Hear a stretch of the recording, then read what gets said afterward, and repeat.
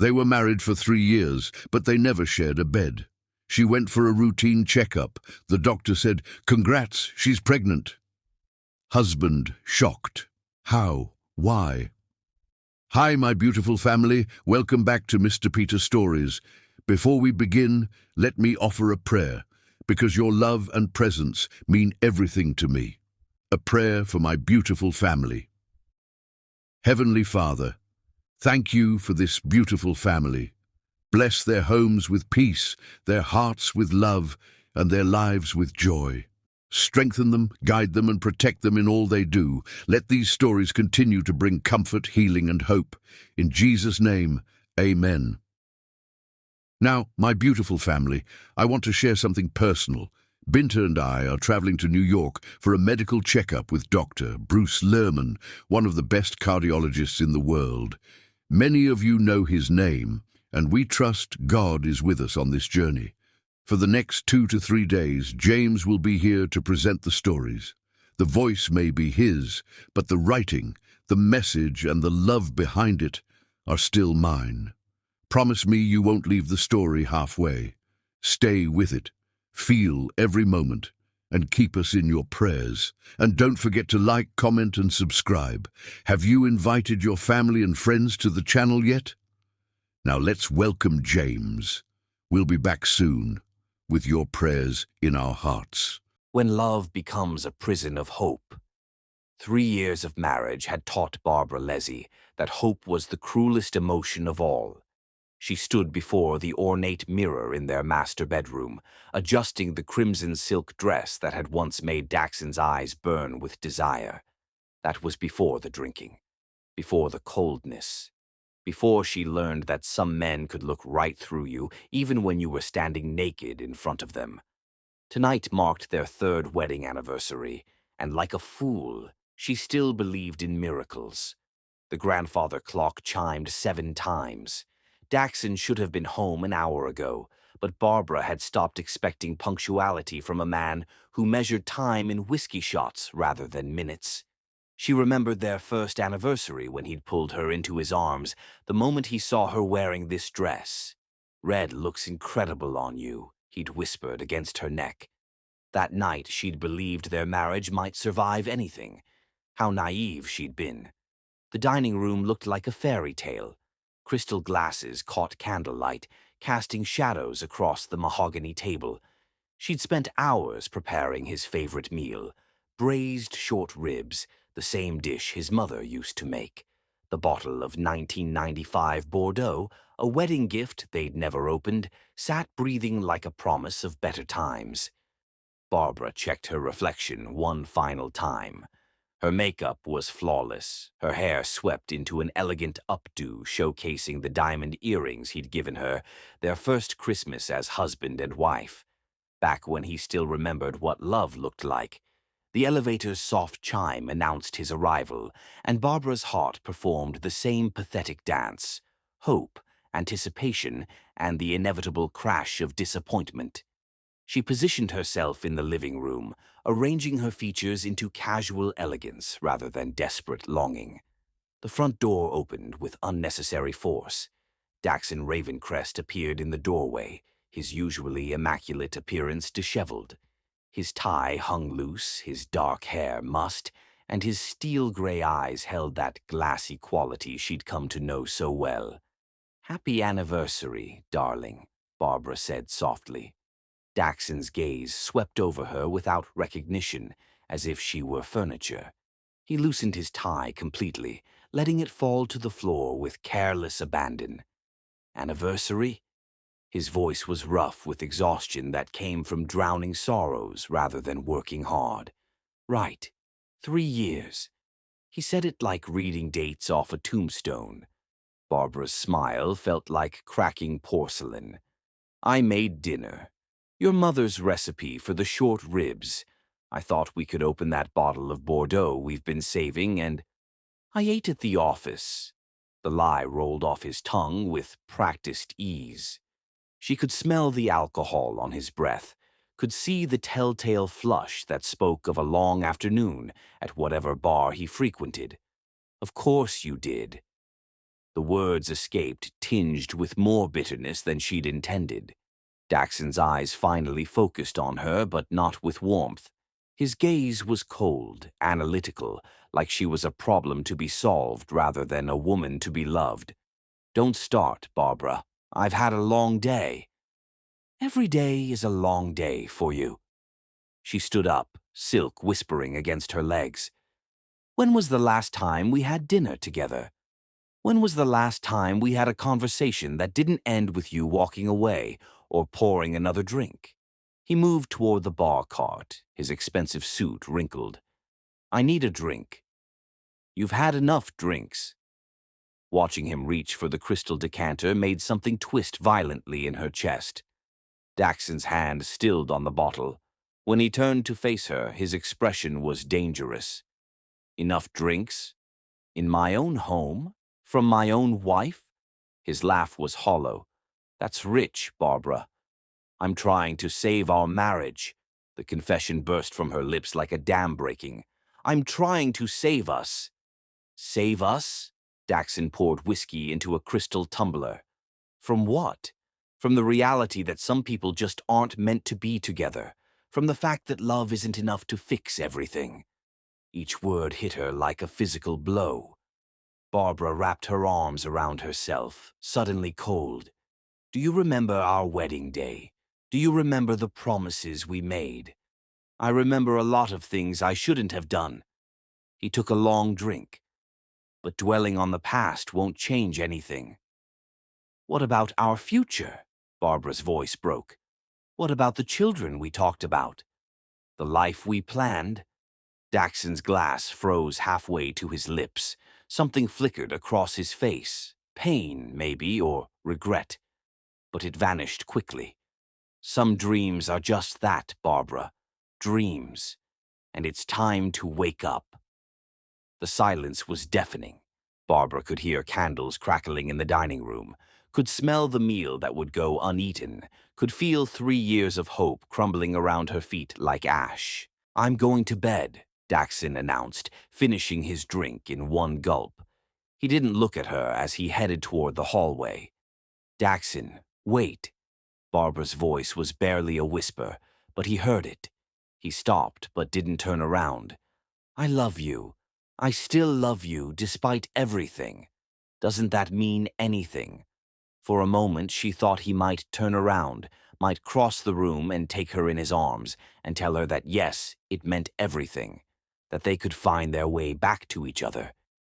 Instead, his shoulders sagged as if her words had added another weight to whatever burden he carried. "Love isn't enough, Barbara." It never was. He disappeared down the hallway, leaving her standing alone, surrounded by the evidence of her futile attempt to resurrect something that might have been dead for longer than she'd been willing to admit. Barbara sank onto the cream-colored sofa, her crimson dress spreading around her like spilled wine. The candles continued to flicker, casting shadows that danced mockingly across the walls. She could hear Daxon in his study, the clink of glass against glass, the squeak of his leather chair as he settled in for another night of drinking alone. She stared at her reflection in the black windows overlooking the city, seeing a woman she barely recognized. When had she become so desperate? When had loving someone become synonymous with losing herself? The grandfather clock chimed again, marking another hour in a marriage that felt more like a beautiful prison with each passing day. Barbara closed her eyes and tried to remember what hope felt like before it became a weapon turned against her own heart. Tomorrow, she told herself, things would be different. Tomorrow, she would find a way to reach him. Tomorrow, the man she'd married might come home, instead of this bitter stranger who wore his face. But deep down, in a place she wasn't ready to acknowledge, Barbara Leslie was beginning to understand that some prisons weren't locked from the outside. They were built from the inside, one disappointed hope at a time. Chapter 2. Shadows of Doubt. Sometimes the heart sees what the mind refuses to accept. The truth had a way of hiding in plain sight, waiting for the exact moment when you were strong enough to see it, or desperate enough to look. Barbara discovered the first receipt on a Tuesday morning, tucked between the pages of a finance magazine Daxon had left on the kitchen counter. Chez Laurent, the most exclusive French restaurant in the city. $347 for dinner for two. The date made her stomach lurch. Last Thursday, the same night he'd told her he was working late on the Morrison account. She stared at the cream-colored paper until the numbers blurred, her coffee growing cold in her hands. Two people. He'd taken someone to dinner while she'd eaten leftover Chinese food alone, waiting for him to come home to their empty penthouse. The magazine fell from her trembling fingers, its glossy pages scattering across the marble floor like fallen leaves. Barbara knelt to gather them, and that's when she saw it. Another receipt, this one from Tiffany and Company. A purchase made 3 weeks ago for $2,800. She'd received no gift that day, or any day since their anniversary disaster. Mrs. Ravencrest? Maria, their housekeeper, appeared in the doorway with a concerned expression. "Are you all right?"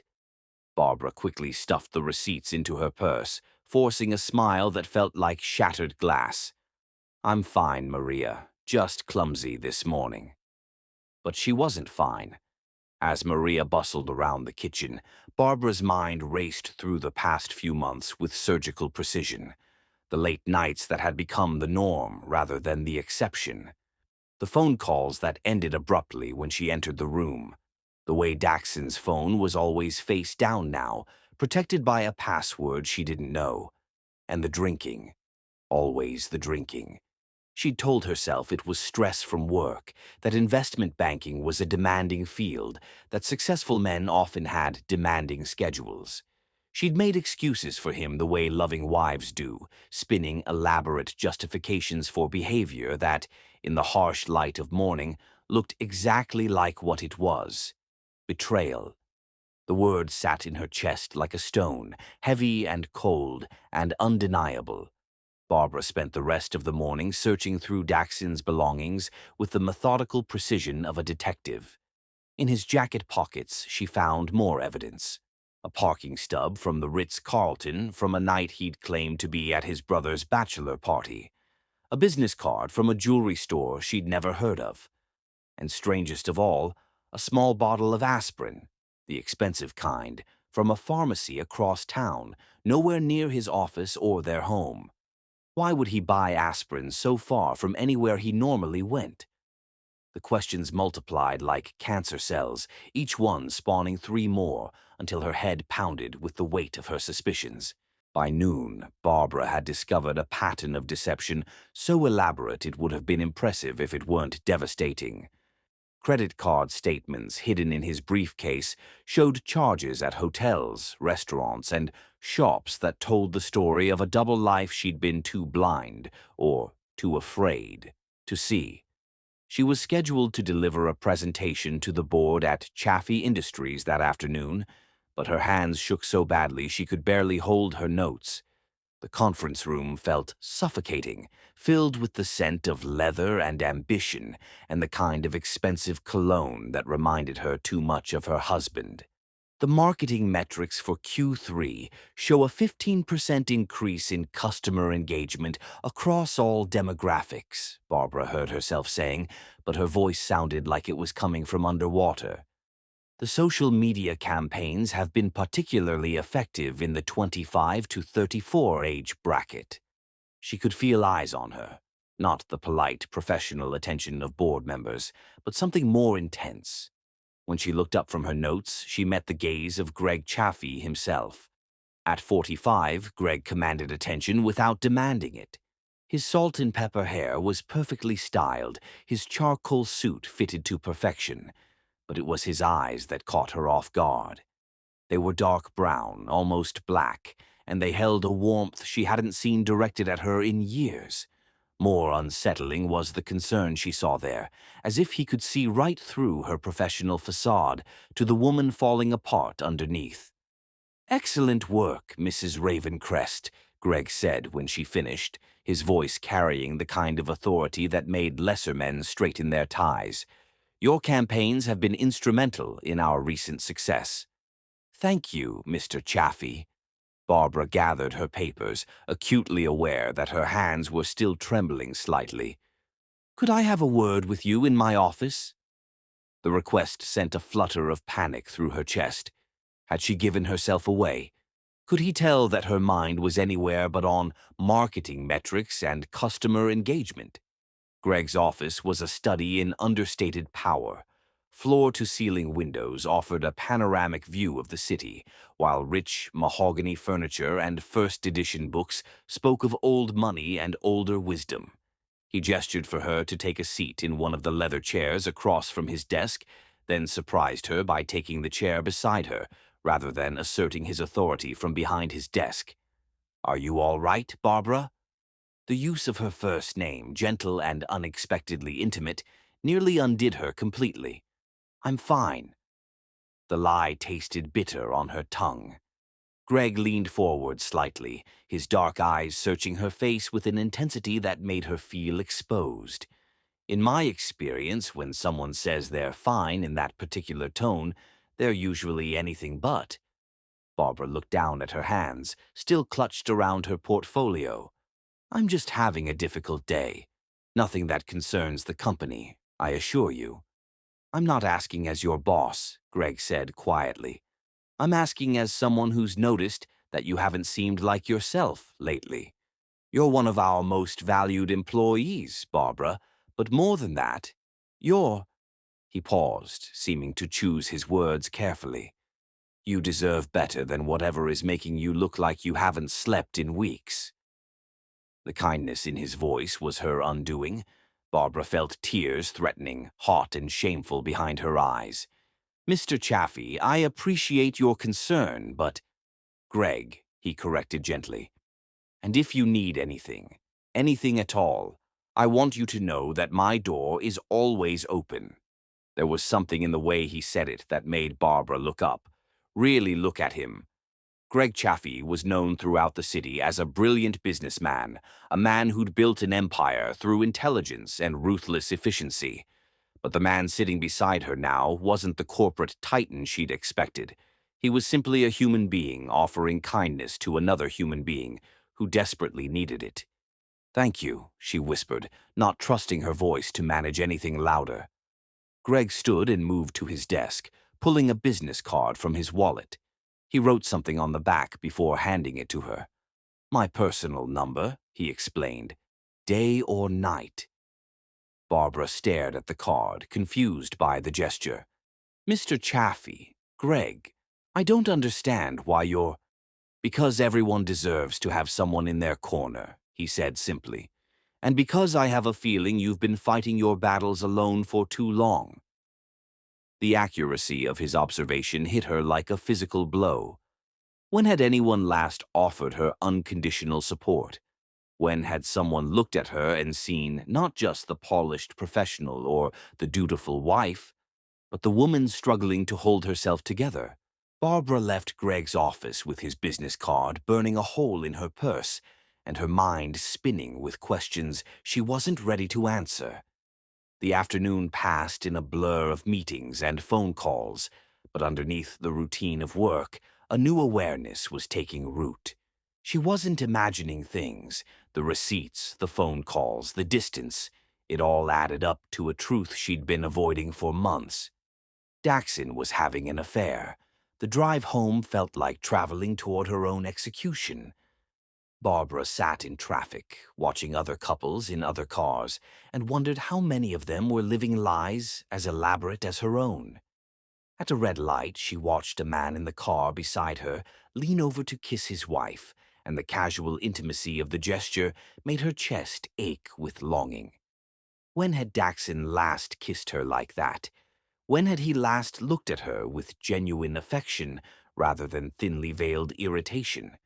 The penthouse felt different when she entered it that evening, not like a home, but like a crime scene where the evidence of her marriage's murder was waiting to be discovered. Barbara poured herself a glass of wine with hands that had finally stopped shaking and settled into the task of searching for the truth she no longer wanted to find but needed to know. She found it in the pocket of his navy cashmere coat, the one he'd worn to what he'd claimed was a business dinner the week before. A single earring, delicate, expensive, and definitely not hers. Barbara held the small piece of jewelry up to the light, watching it sparkle like a tiny star. It was beautiful, the kind of earring a man bought for a woman he wanted to impress, the kind of gift that spoke of intimate knowledge of someone's taste and style, the kind of gift her husband hadn't given her in over a year. She was still holding the earring when she heard Daxon's key in the front door, followed by the familiar sounds of his evening routine. Shoes hitting the marble, briefcase dropped carelessly by the door, the inevitable journey to the bar cart. Barbara slipped the earring into her pocket and arranged her face into a mask of casual curiosity. Tonight, she would confront him. Tonight, she would demand the truth. But as Daxon appeared in the doorway, already reaching for his evening whiskey, Barbara felt her resolve crumble. He looked exhausted, older than his 31 years, and there was something in his posture that spoke of a man carrying unbearable weight. "How was your day?" she asked instead, the question automatic and hollow. Daxon didn't look at her as he poured his drink. "Fine." And there it was, the single word that had become the soundtrack to their marriage. Fine. Everything was always fine, even when nothing was fine at all. Barbara fingered the earring in her pocket and made herself a promise. Tomorrow she would find the courage to shatter the lie they were living. Tomorrow she would demand the truth. But tonight she would pretend just a little longer that her marriage might somehow survive the secrets that were slowly killing it from the inside out. Chapter 3. The night. Everything changed. One moment of weakness leads to unexpected power. Some nights change everything, not because of what you planned, but because of what you finally had the courage to stop pretending.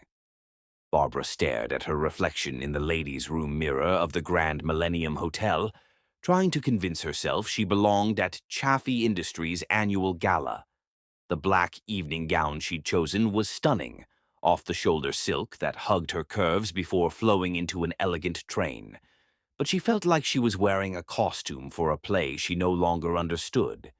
Daxon was supposed to be her date tonight. 3 hours ago, he'd called to cancel with some excuse about an emergency client meeting that they both knew was a lie. She could have stayed home, could have curled up with a book and a bottle of wine, and pretended that being stood up by her own husband was just another minor disappointment in a marriage full of them. Instead, she'd come alone. The ballroom glittered with crystal chandeliers and the kind of understated opulence that whispered rather than shouted about wealth. Barbara nursed a glass of champagne and watched other couples dance, their movements fluid and intimate in a way that made her chest ache with longing. When had she last danced with Daxon? When had he last looked at her the way these men looked at their partners? With pride, with desire, with the simple pleasure of being in her company. "You look like you're planning someone's murder." Barbara turned to find Greg Chaffee beside her, devastatingly handsome in his black tuxedo.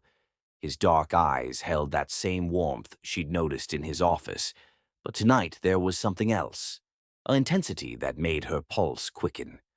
"Just contemplating the general futility of human existence," she replied, surprised by her own honesty.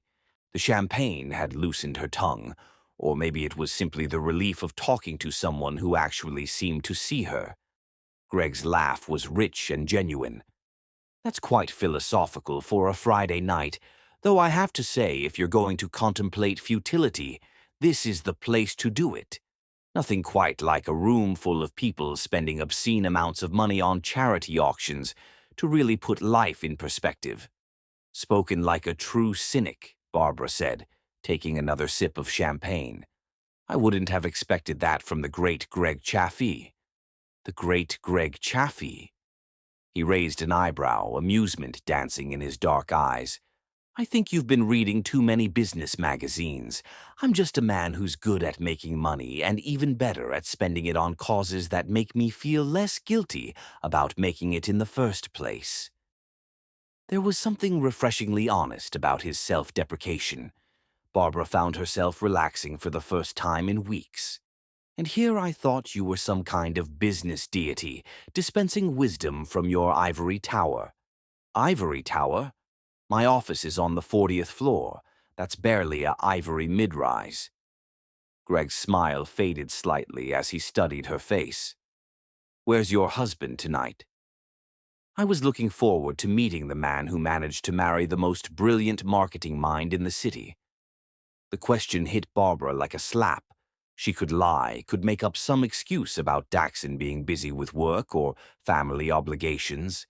Instead, she found herself telling the truth. "He's not coming. He had more important things to do."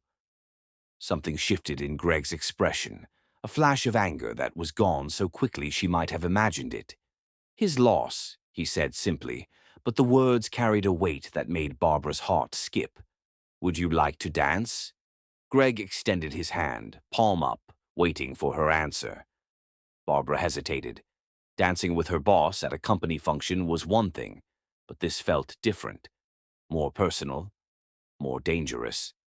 "I shouldn't," she said, even as her body swayed toward him. "Probably not," Greg agreed, his hand still extended. "But when was the last time you did something just because you wanted to, not because you should?" The question hung between them like a challenge. Barbara looked around the ballroom, at all the couples lost in their own private worlds, and realized she couldn't remember the last time she'd done anything simply for the joy of it. She placed her hand in his. Greg led her onto the dance floor with the confidence of a man who was comfortable in his own skin. His hand settled on the small of her back, warm through the silk of her dress, and Barbara felt something she'd almost forgotten existed, the electric thrill of being truly wanted by someone who knew her worth. They moved together like they'd been dancing for years, her body responding to his lead with an ease that should have been impossible between two people who barely knew each other. The music swirled around them, a slow jazz number that spoke of late nights and whispered confessions, and Barbara allowed herself to pretend, just for these few minutes, that she was a woman who was cherished rather than tolerated. "You're a beautiful dancer," Greg murmured against her ear, his breath warm against her skin. "You're not bad yourself," Barbara replied, acutely aware of how perfectly she fit against him, how right this felt in a way that nothing in her life had felt right for months. "Barbara," Greg said, and something in his voice made her look up at him.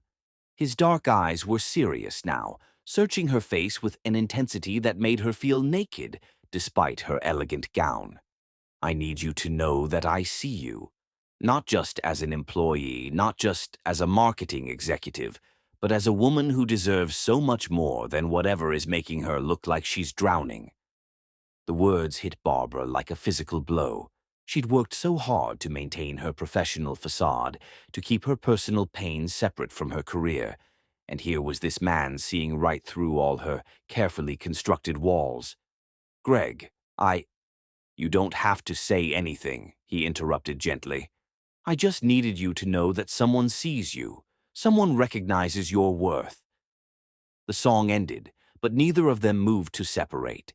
They stood frozen in the middle of the dance floor, surrounded by other couples, but existing in their own bubble of awareness. Barbara could feel her heart hammering against her ribs, could see the same desperate hunger in Greg's eyes that she knew was reflected in her own. "I should go," she whispered, but she made no move to step away from him. "Should," Greg repeated, his thumb tracing a small circle on her back that sent shivers down her spine. "There's that word again." Before Barbara could respond, her phone buzzed with a text message. She pulled it from her small clutch with trembling fingers, already knowing what she would find. "Won't be home tonight." "Don't wait up." The casual cruelty of it, the complete disregard for her feelings, for their marriage, for the basic courtesy one human being owed another, shattered something inside Barbara's chest. She stared at the message until the words blurred, feeling Greg's concerned gaze on her face. "Bad news?" he asked quietly. Barbara looked up at him, this man who had shown her more kindness in one evening than her husband had in months, and felt something reckless and desperate unfurl in her chest. "No," she said, her voice stronger than she'd felt in years. "Actually, I think it might be very good news." What happened next felt inevitable, like the conclusion to a story that had been writing itself for months without her conscious awareness. Greg took her hand and led her from the ballroom, past the glittering crowd, and up to his penthouse suite on the top floor of the hotel. Neither of them spoke during the elevator ride, but the air between them crackled with possibility and barely restrained desire.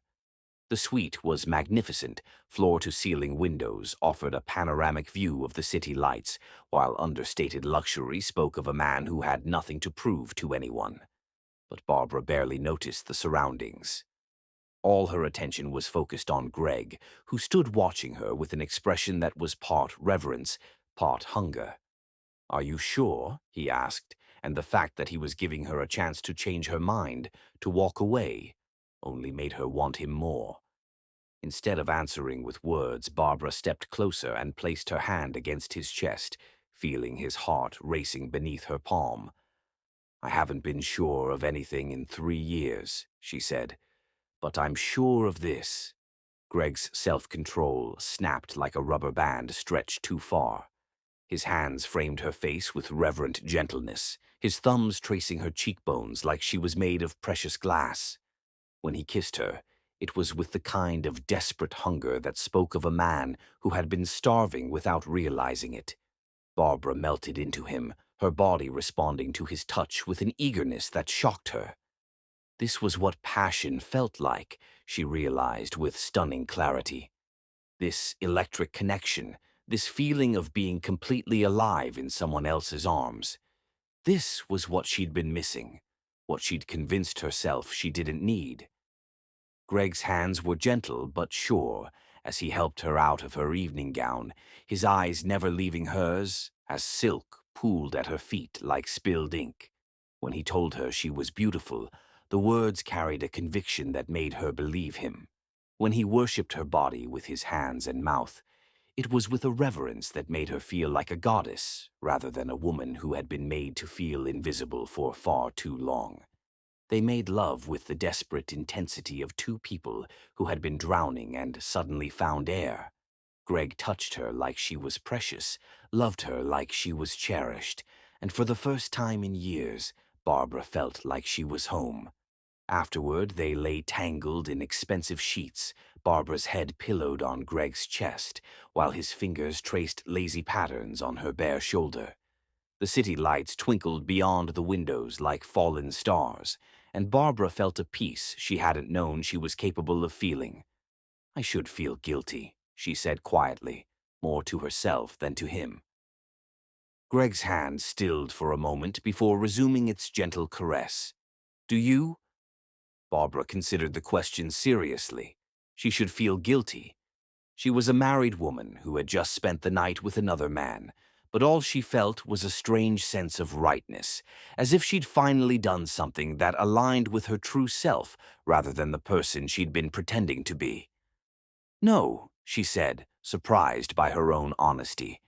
"I should, but I don't." "Good," Greg said simply. "You deserve to feel wanted, Barbara. You deserve to feel cherished." They talked until dawn, sharing stories and dreams and fears in the way that lovers do when they've crossed a line that can never be uncrossed. Greg told her about building his company from nothing, about the loneliness that came with success, about how he'd learned to fill his life with achievements because he'd never found someone worth sharing them with. Barbara found herself confessing her disappointment in her marriage, her growing awareness that she'd been living a lie, her fear that she'd wasted the best years of her life on a man who couldn't see her worth. When the sun began to rise over the city, painting the sky in shades of rose and gold, Barbara knew that everything had changed. She wasn't the same woman who had entered the ballroom alone and heartbroken. She was someone who had remembered what it felt like to be desired, to be valued, to be loved for exactly who she was. "I have to go," she said reluctantly, though every cell in her body wanted to stay in this bubble of perfection forever. Greg helped her dress, his hands lingering on her skin like he was memorizing every touch. When he kissed her goodbye, it was with a tenderness that promised this wasn't ending, only beginning. "This doesn't have to be complicated," he said against her lips, "but it also doesn't have to be over." Barbara drove home through the quiet morning streets with her heart full of possibility and her mind spinning with the implications of what she'd done. She felt alive in a way she'd forgotten was possible, awakened in ways that went far beyond the physical. She arrived at her penthouse to find it exactly as she'd left it, cold, empty, and devoid of any evidence that a man who loved her lived there. Daxon's absence, which once would have hurt her, now felt like a gift. She had time to shower, time to change, time to process what had happened without having to face the man who had driven her into another man's arms. As she stood under the hot spray of water, washing away the evidence of her night with Greg, Barbara made herself a promise. She wouldn't feel guilty for taking one night of happiness. She wouldn't apologize for being a woman with needs and desires that her husband had abandoned years ago, but she also wouldn't fool herself into thinking this could continue without consequences. The reality of her situation hit her like a cold wind as she stepped out of the shower. She was a married woman who had just committed adultery with her boss. A married woman who was falling in love with a man who wasn't her husband. A married woman who had opened a door that could never be closed again. Barbara wrapped herself in a plush robe and stared at her reflection in the bathroom mirror. The woman looking back at her was different from the one who had left for the gala the night before. This woman's eyes held secrets, her skin glowed with satisfaction, and her smile carried the kind of confidence that came from being thoroughly and completely desired. This was the woman she was meant to be, Barbara realized with startling clarity. Not the desperately hopeful wife clinging to a marriage that had been dead for years, but a woman who knew her worth and wasn't afraid to reach for happiness when it was offered. The sound of the front door opening downstairs made her freeze. Daxon was home, probably expecting to find her still asleep, unaware that his wife had spent the night discovering what real passion felt like.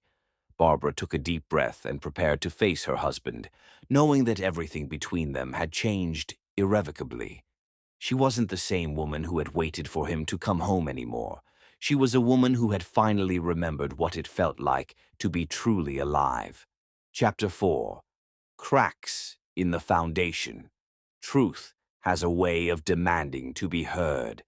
Guilt, Barbara discovered, was a luxury she could no longer afford, not when the truth was finally demanding its due.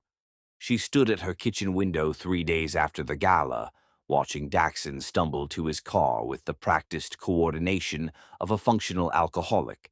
His explanation for where he'd spent Friday night, crashed at the office too tired to drive, had been delivered with the same casual indifference he reserved for discussions about the weather or stock market fluctuations.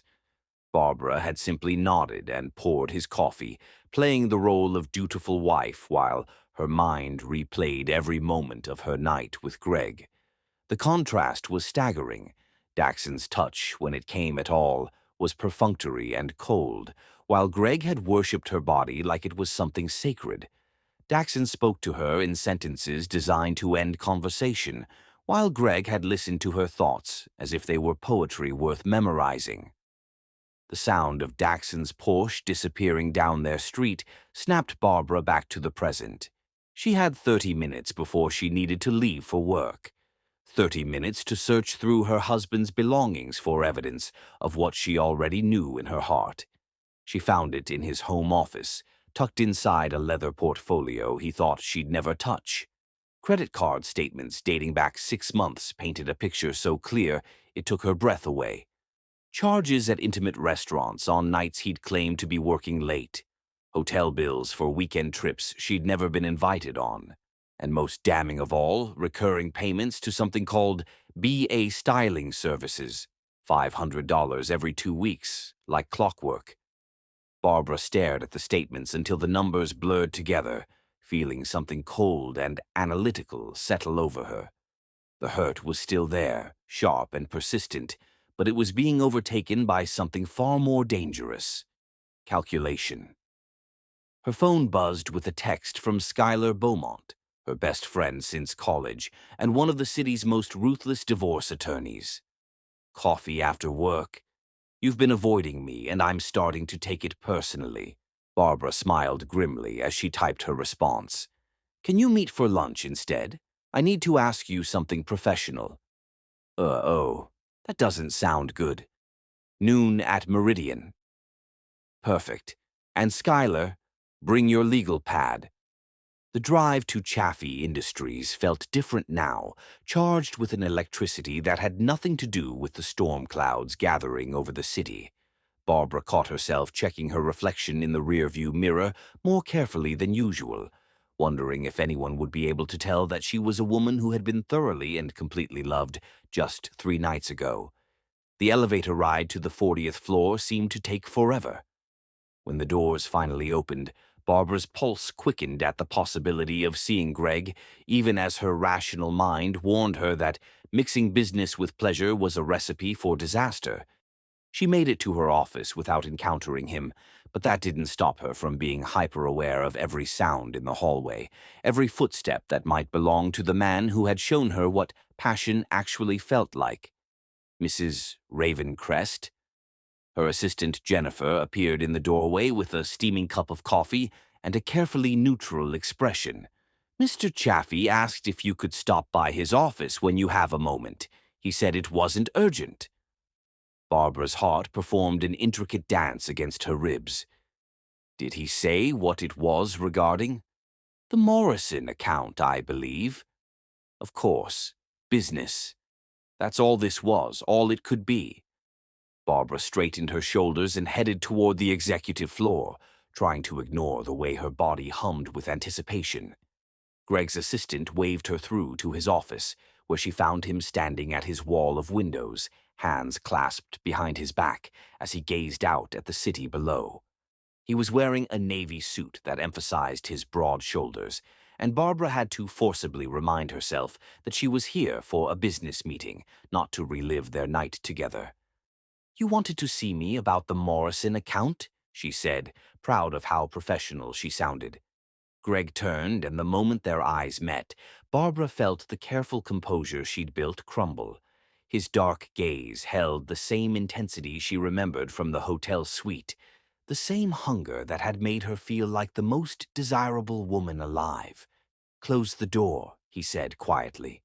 Barbara hesitated for a moment before complying, acutely aware that they were now alone together for the first time since that night. The office suddenly felt much smaller, the air between them crackling with unresolved tension. "There is no Morrison account issue," Greg said, moving closer but stopping a careful distance away. "I needed to see you, to make sure you were all right." "I'm fine," Barbara replied automatically, then caught herself. "Actually, no, I'm not fine. I'm confused and guilty and exhilarated and terrified all at the same time." Greg's expression softened. "Regrets?" Barbara considered the question seriously. Did she regret the most passionate night of her life? Did she regret feeling desired and cherished for the first time in years? Did she regret discovering that she was capable of inspiring the kind of reverent hunger she'd seen in Greg's eyes? About Friday night? "No," she said honestly. "About what it means for everything else in my life? I don't know yet." "Barbara, please don't," she interrupted, holding up a hand. "Don't make this more complicated than it already is. Don't make promises or declarations or tell me how you feel, because I can't handle that right now." Greg studied her face for a long moment, and Barbara could see him making the same calculation she was, weighing desire against discretion, passion against practicality. "What do you need from me?" he asked finally. The question was so simple, so devoid of pressure or expectation that Barbara felt tears threaten. When was the last time someone had asked what she needed, rather than assuming they knew? Time, she said. I need time to figure out what my life actually is before I can decide what I want it to become. Greg nodded, but she could see the disappointment he was trying to hide. And in the meantime? In the meantime, we're professionals who work together and nothing more. Even as she said it, Barbara knew it was a lie. You couldn't go back to being strangers with someone who had seen you fall apart in their arms. Understood, Greg said, but his eyes told a different story. Though for what it's worth, you deserve so much better than whatever situation is making you look like you're carrying the weight of the world. Barbara left his office with her heart pounding and her resolve shaking. She made it through the rest of the morning by throwing herself into work with single-minded determination. But she couldn't shake the feeling that she was living in two different worlds. The professional facade she presented to her colleagues and the emotional turmoil that threatened to consume her from within. Lunch with Skylar was exactly what she needed. Her friend took one look at her across the table at Meridian and immediately went into attorney mode. "All right, what's going on?" Skylar demanded, pulling out her legal pad with the efficiency of someone who'd had this conversation before. "And don't try to tell me this is about some minor legal question. You look like a woman who's about to blow up her life." Barbara took a sip of her wine, something she never did at lunch, but today felt like it required liquid courage, and tried to figure out where to begin. Hypothetically speaking, she said carefully, what would someone need to prove adultery in a divorce case? Skylar's pen stopped moving. Hypothetically speaking, or are we talking about your marriage to Daxon? Hypothetically. Barbara, we've been friends for 15 years. I can tell when you're lying, and I can definitely tell when you're planning something that's going to change your life forever. Skylar leaned forward, her expression serious. What did you find? Barbara pulled out her phone and showed Skylar the photos she'd taken of Daxon's credit card statements. Her friend's eyebrows climbed higher with each image. Jesus, Barbara, how long has this been going on? At least 6 months based on what I found. Probably longer. Barbara took another sip of wine, surprised by how steady her voice sounded. The question is, what do I do about it? The question is, what do you want to do about it? Skylar corrected. Because I can tell you right now that these statements, combined with some basic investigation, would be more than enough to prove infidelity in divorce proceedings. Investigation? Skylar pulled out her phone and scrolled through her contacts. I know a private investigator who specializes in domestic cases, expensive but worth every penny. If Daxon is having an affair, Marcus will get you photos, documentation, the works. Barbara stared at her friend, feeling like she was standing at the edge of a cliff. Once she hired a private investigator, there would be no going back to ignorance. No more pretending that her marriage might somehow be salvaged. How long would it take? She heard herself asking. For someone as careless as your husband appears to be, a week, maybe 2. Skylar reached across the table and squeezed Barbara's hand. But before you make this decision, I need to ask, are you sure this is what you want? Because once we go down this road, once we start gathering evidence, you can't unknow what we're going to find. Barbara thought about Daxon's cold dismissal of their anniversary, about his casual cruelty when she'd tried to talk about their future, about the way he looked through her like she was invisible. Then she thought about Greg's gentle reverence, about feeling desired and cherished and truly seen for the first time in years. I'm sure, she said, and meant it. Skylar made the call right there at the table, scheduling a meeting with Marcus for that evening. As Barbara listened to her friend arrange for the systematic documentation of her husband's infidelity, she felt something shift inside her chest. The desperate, hopeful wife who had been clinging to a dead marriage was finally stepping aside to make room for the woman who was ready to fight for her own happiness.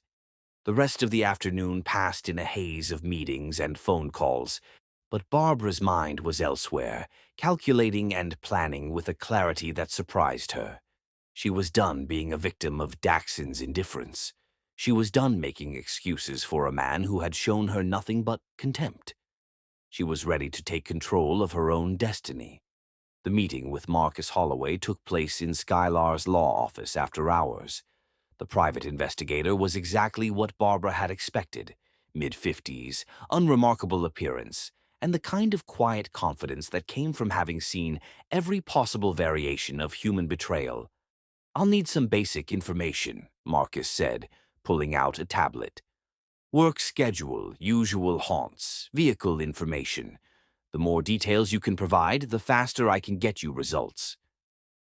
Barbara answered his questions with mechanical precision, providing dates and times and locations with the thoroughness of someone who had been unconsciously cataloging her husband's lies for months.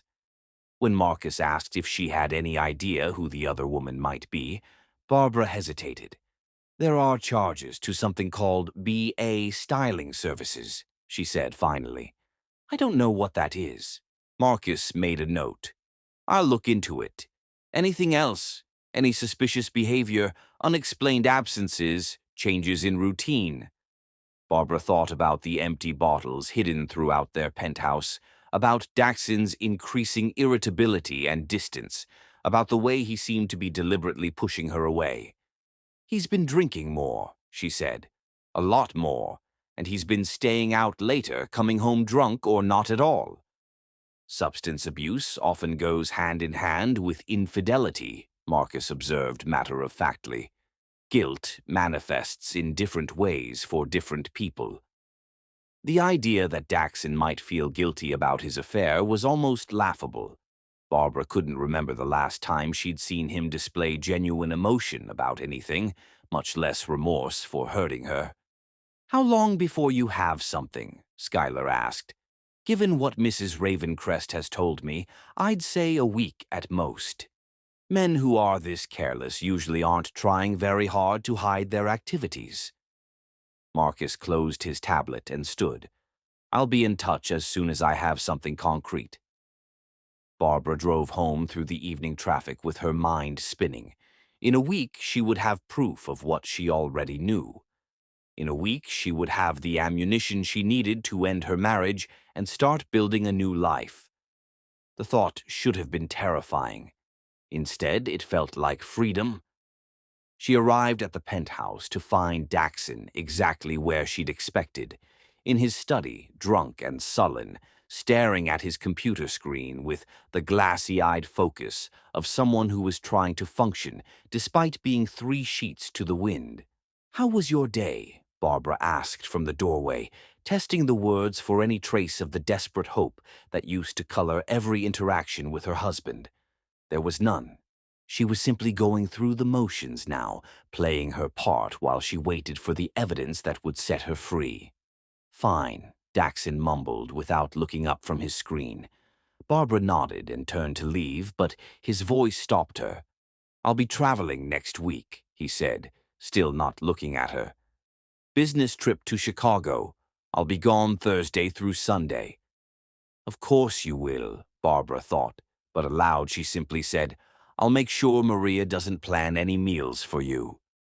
As she headed upstairs to their bedroom, their cold, loveless bedroom where they slept like strangers sharing space rather than spouses sharing a life, Barbara smiled for the first time all day. Next week, while Daxon was in Chicago with his mystery woman, Marcus would be documenting every moment of their affair, and Barbara would finally have the proof she needed to end this farce of a marriage once and for all. She was done being the woman who waited for a man who would never come home to her heart. It was time to become the woman who was brave enough to build a life worth living. Chapter 5. The photographs that ignite fury. Sometimes seeing is believing, and rage is born. Betrayal, Barbara learned, had a very specific weight, heavy enough to crush what remained of your heart, but light enough to fuel the fire that would burn down everything you thought you knew about love. She stared at the manila envelope Marcus had placed on the cafe table between them, her hands steady despite the earthquake happening inside her chest. 5 days. It had taken the private investigator exactly 5 days to document 3 years' worth of lies with the clinical precision of a surgeon dissecting a corpse. "Are you sure you want to see these?" Marcus asked, his weathered face showing the kind of compassion that came from watching too many lives implode. "Sometimes knowing the details makes it harder to move forward." Barbara's laugh was sharp enough to cut glass. "Moving forward is exactly what I plan to do. But first, I need to know exactly what I'm moving forward from." She opened the envelope with the same steady hands that had signed her marriage certificate 3 years ago, when she'd believed that love could conquer anything and that faithfulness was a given rather than a gift. The first photograph hit her like a physical blow. Daxon entering an upscale hotel with a woman who definitely wasn't his wife. Brielle Ashford. Even in the grainy surveillance photo, she was stunning. 26 years old with platinum blonde hair, legs that went on for miles, and the kind of Instagram-perfect face that launched 1,000 brand partnerships.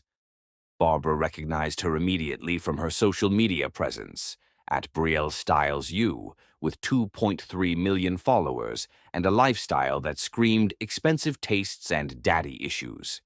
"BA Styling Services," Barbara said quietly, the pieces clicking into place with horrible clarity. "That's her business. He's been paying her for styling services." "Among other things," Marcus said grimly, sliding another photograph across the table. This one showed Daxon and Brielle at the very restaurant where Barbara had found the receipt, Chez Laurent, where they sat at an intimate corner table, Daxon's hand covering Brielle's in the candlelight. But it wasn't the romantic setting that made Barbara's vision blur with rage. It was the expression on her husband's face. He looked alive, alert, engaged. The man in the photograph was laughing at something Brielle had said, his eyes bright with an animation Barbara hadn't seen directed at her in over a year. This wasn't the drunk, sullen stranger who came home to their penthouse every night. This was the man she'd fallen in love with, charming, attentive, completely present. He'd just never been that man with her. "How long?" Barbara asked, her voice eerily calm. "Based on the financial records and what I was able to observe, at least 8 months. Possibly longer." Marcus pulled out more photographs, arranging them like tarot cards, revealing an increasingly devastating future. They have a routine: Thursday evenings at various high-end restaurants, weekends at the Ritz-Carlton suite he keeps under his company's name, shopping trips where he buys her jewelry and clothes.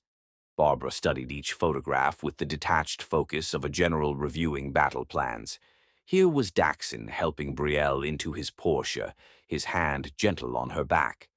Here they were entering Tiffany and Company, where he'd purchased the $2,800 item that had never found its way to his wife. Here was Brielle wearing a diamond bracelet Barbara had never seen, laughing at something Daxon whispered in her ear. "The most damning evidence is from this past weekend," Marcus continued, sliding a final set of photos across the table. "While you believed he was on a business trip to Chicago, he and Ms. Ashford spent 3 days at a resort in Napa Valley." The photographs from Napa were like looking into an alternate universe where Daxon Ravencrest was capable of love. He and Brielle walked hand in hand through vineyards, shared intimate dinners on private terraces, and lounged by the pool like honeymooners. In one particularly crushing image, Daxon was photographing Brielle as she posed among the grapevines, both of them laughing with the kind of easy intimacy that Barbara had spent 3 years trying to recreate. "He's sober in all of these," Barbara observed, her voice still carrying that unnatural calm that Marcus had learned to recognize as a warning sign. "Every single one," Marcus confirmed. "Whatever demons drive him to drink, they apparently don't surface when he's with her." The implications hit Barbara like an avalanche. Daxon's drinking wasn't a disease or an addiction he couldn't control. It was a choice. He chose to numb himself when he was with his wife. He chose to be present when he was with his mistress. He chose to be cold and distant with the woman who had pledged her life to him, while lavishing attention and affection on someone who owed him nothing but the services he paid for. "There's one more thing," Marcus said carefully, producing a final photograph that made Barbara's carefully maintained composure crack. "This was taken last night." The image showed Daxon and Brielle in what was clearly her apartment, a sleek, modern space that Instagram staging had made famous among her followers. They were cooking dinner together, Brielle in one of Daxon's dress shirts, and nothing else, while he stood behind her at the stove, his arms wrapped around her waist and his face buried in her neck. It was the picture of domestic bliss that Barbara had dreamed of having with her own husband.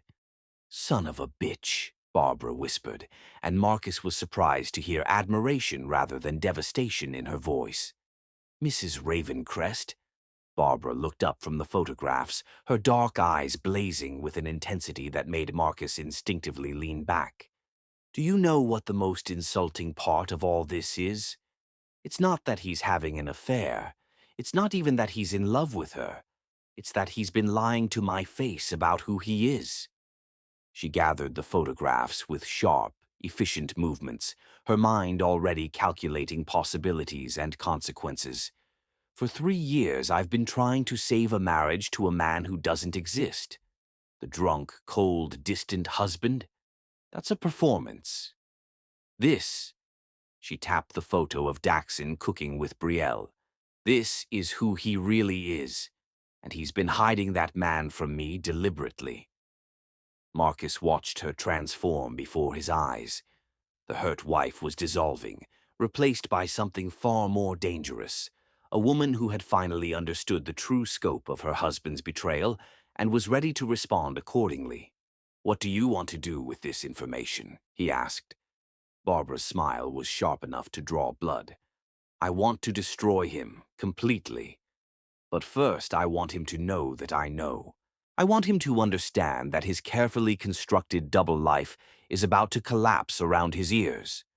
And after that, I want him to pay for every lie, every cruel word, every night he came home drunk rather than admit he was capable of being the man I needed him to be." Barbara's voice was soft, but Marcus had worked with enough vengeful spouses to recognize the tone of someone who had moved far beyond hurt into the realm of calculated retribution. "Mrs. Ravencrest, I feel compelled to remind you that revenge is a dish best served through legal channels." "Oh, I'm not talking about anything illegal," Barbara interrupted, her smile widening. "I'm talking about something much more sophisticated than that. I'm talking about using his own weaknesses against him.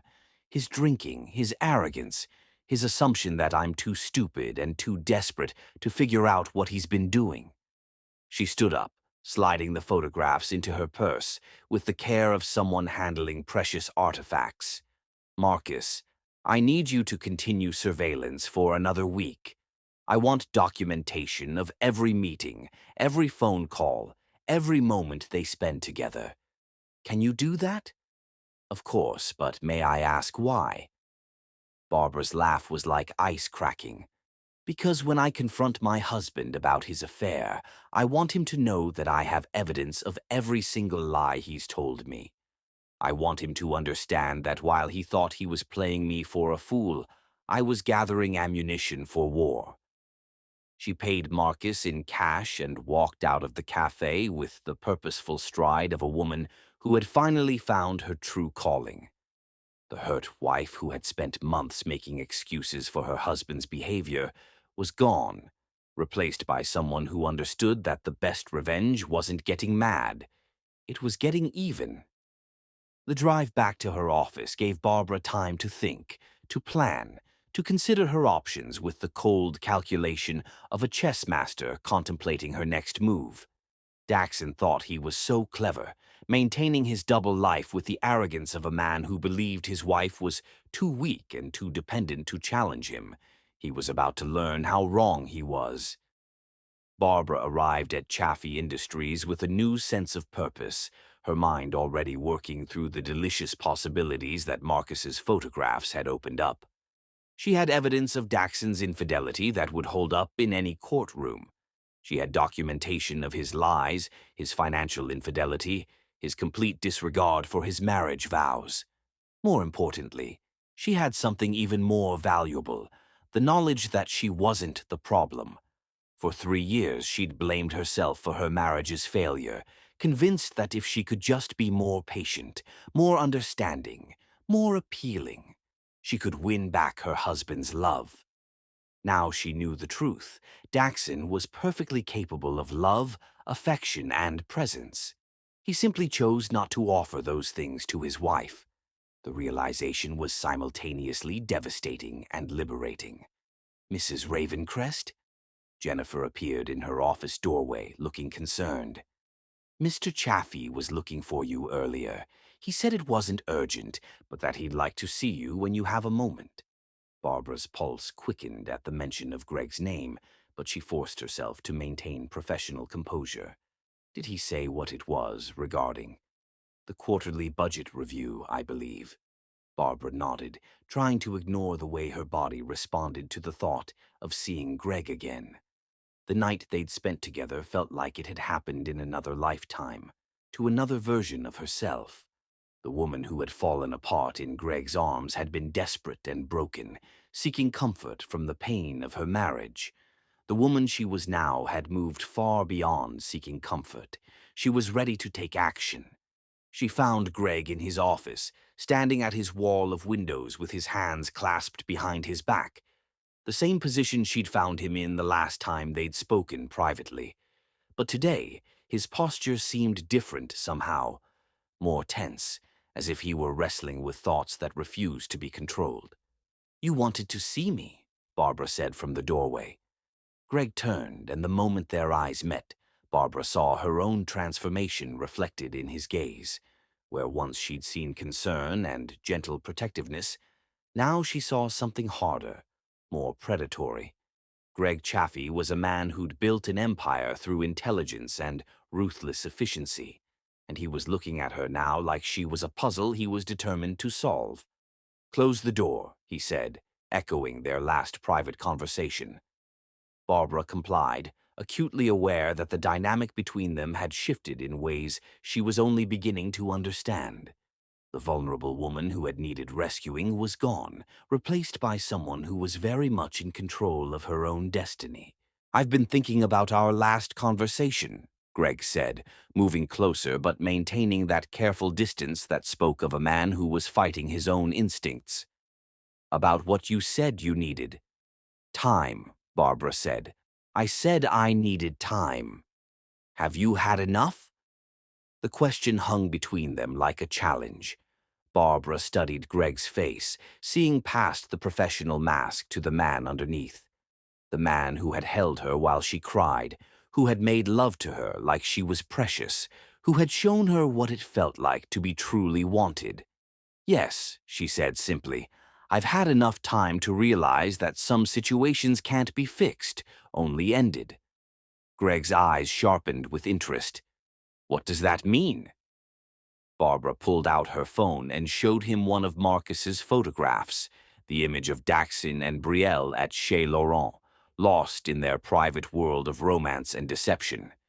"It means," Barbara said, watching Greg's expression darken as he processed what he was seeing, "that my marriage has been over for much longer than I was willing to admit. It also means that I'm done being the victim in my own life story." Greg handed her phone back, his jaw tight with barely controlled anger. "How long has this been going on? At least 8 months, possibly longer." Barbara's voice was steady, matter of fact. "He's been living a completely separate life with her while treating me like an inconvenience he has to tolerate." "Barbara, I'm sorry." "Don't be sorry," Barbara interrupted, her eyes blazing with newfound determination. "Be angry, because I am absolutely furious, and I'm about to do something about it." Greg studied her face, and Barbara could see the exact moment when he recognized that the woman standing before him was not the same person who had sought comfort in his arms. This woman was dangerous in all the best ways, intelligent, determined, and ready to fight for what she wanted. "What are you planning?" he asked. Barbara's smile was sharp enough to cut diamond. "I'm planning to give my husband exactly what he deserves, and then I'm planning to build a life worth living." She turned to leave, but Greg's voice stopped her at the door. "Barbara." She looked back at him, seeing heat and admiration, and something that looked suspiciously like pride in his dark eyes.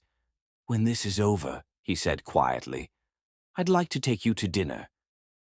Somewhere public where I can show you off properly." Barbara's smile softened into something genuine and warm. "I'd like that too." As she left Greg's office and returned to her own, Barbara felt the final pieces of her plan clicking into place. She had the evidence she needed to destroy Daxon's carefully constructed lies.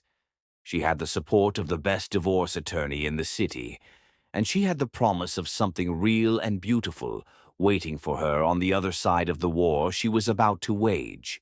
It was time to stop being the woman who waited for a man who would never choose her. It was time to become the woman who was brave enough to choose herself. Chapter 6. The Strategic Mind Awakens. When a woman decides to fight back, hell hath no fury. Sometimes the universe delivers exactly the weapon you need at precisely the moment you're ready to use it, and sometimes that weapon comes wrapped in the most unexpected package imaginable. Barbara had been planning Daxon's destruction for 3 days when her body decided to betray her. It started with nausea during Tuesday's staff meeting, forcing her to excuse herself to the ladies' room, where she fought the urge to vomit. She blamed it on stress. The past week had been controlled fury as she'd cataloged Marcus's photographs and constructed a timeline of deception.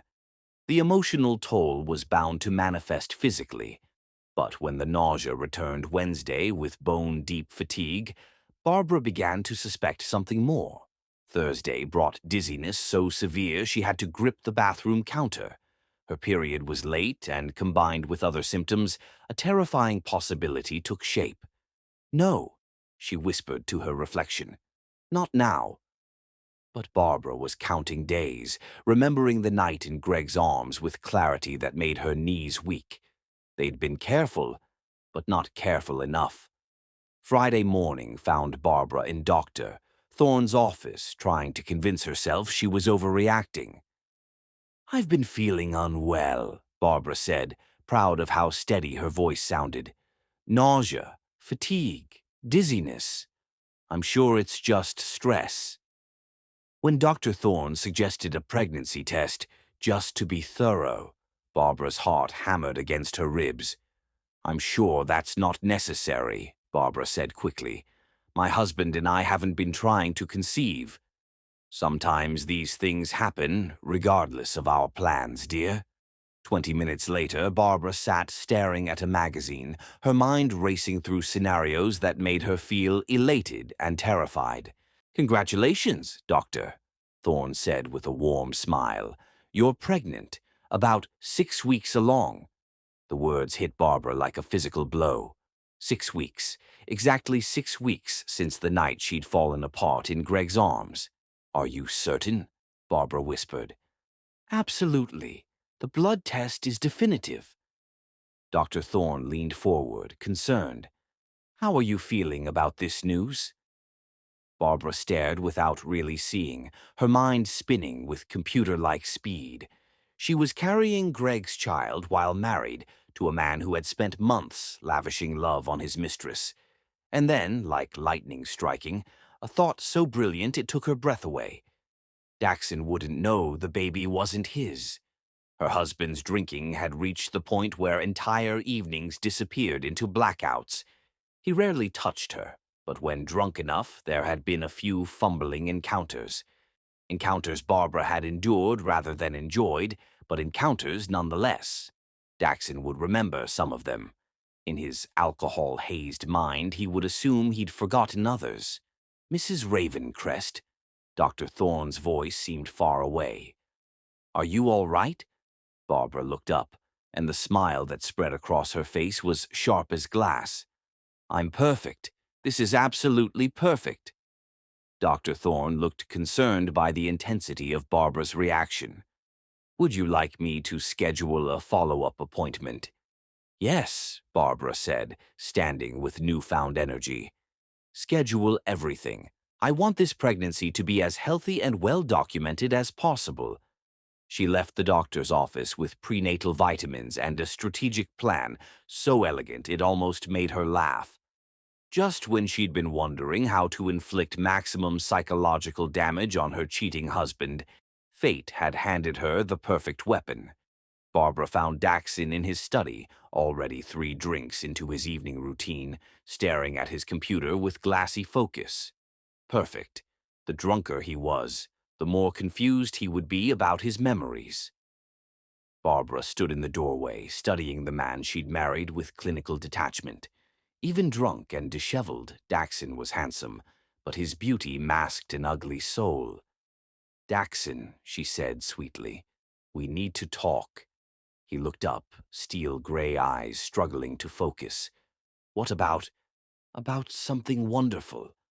Barbara moved closer, allowing excitement to color her voice. "Something that's going to change everything for us." Daxon's expression shifted to wariness. In his alcohol-addled state, he was probably wondering if she'd found out about Brielle. "I went to the doctor today," Barbara continued, settling across from his desk. "I've been feeling unwell lately." "And?" Daxon's voice was carefully neutral. Barbara let the silence build suspense, watching her husband's growing anxiety with satisfaction. "I'm pregnant," she said, and watched Daxon's world explode.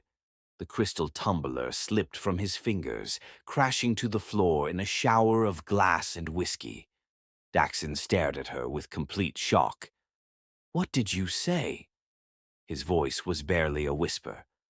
"I'm pregnant," Barbara repeated, allowing wonder and joy to fill her voice. "We're going to have a baby, Daxon. After all this time, we're finally going to be a family."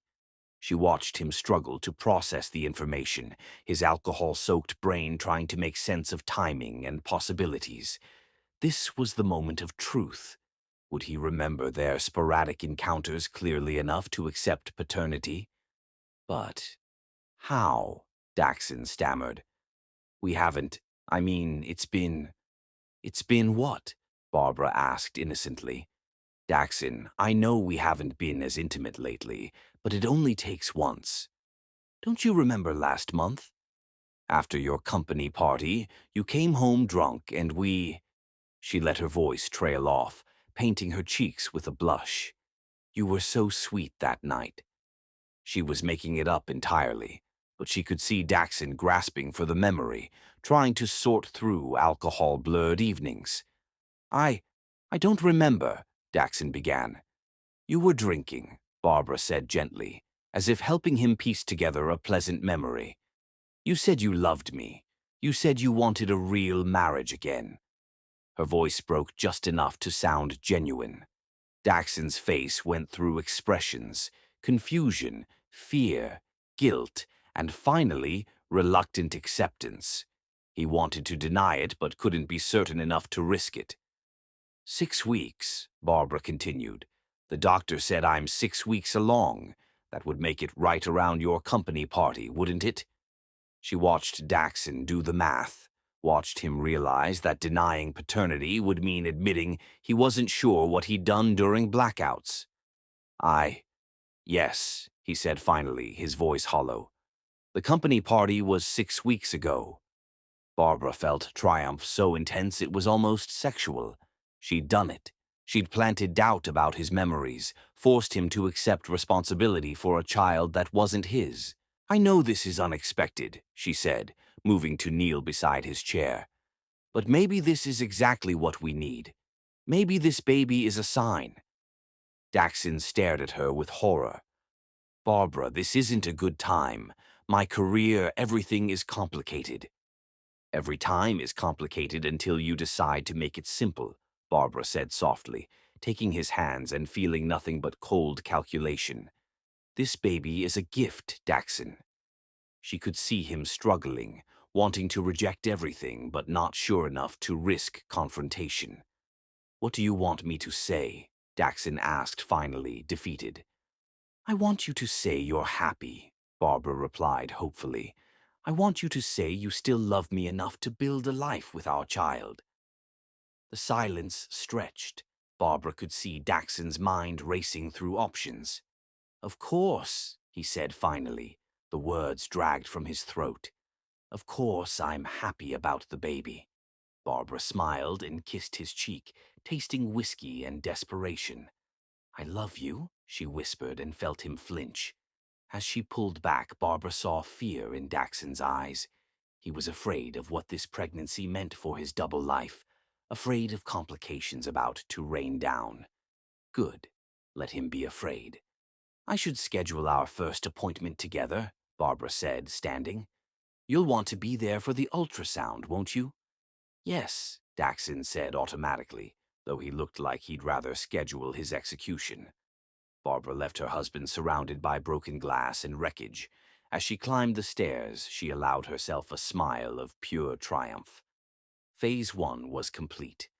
Daxon now believed he was the father, which meant he was trapped by his own guilt and confusion.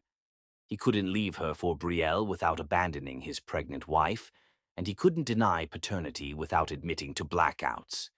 But tonight, Barbara was going to call Greg and share the news that would change both their lives forever.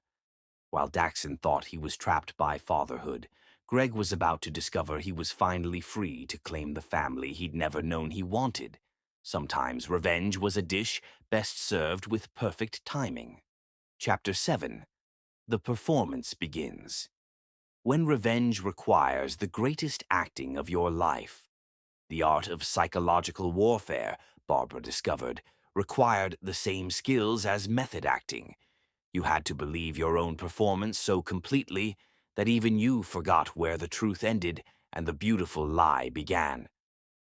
3 weeks into her pregnancy deception, Barbara had perfected the role of glowing, expectant mother with an Oscar-worthy precision that would have impressed even the most demanding drama coach.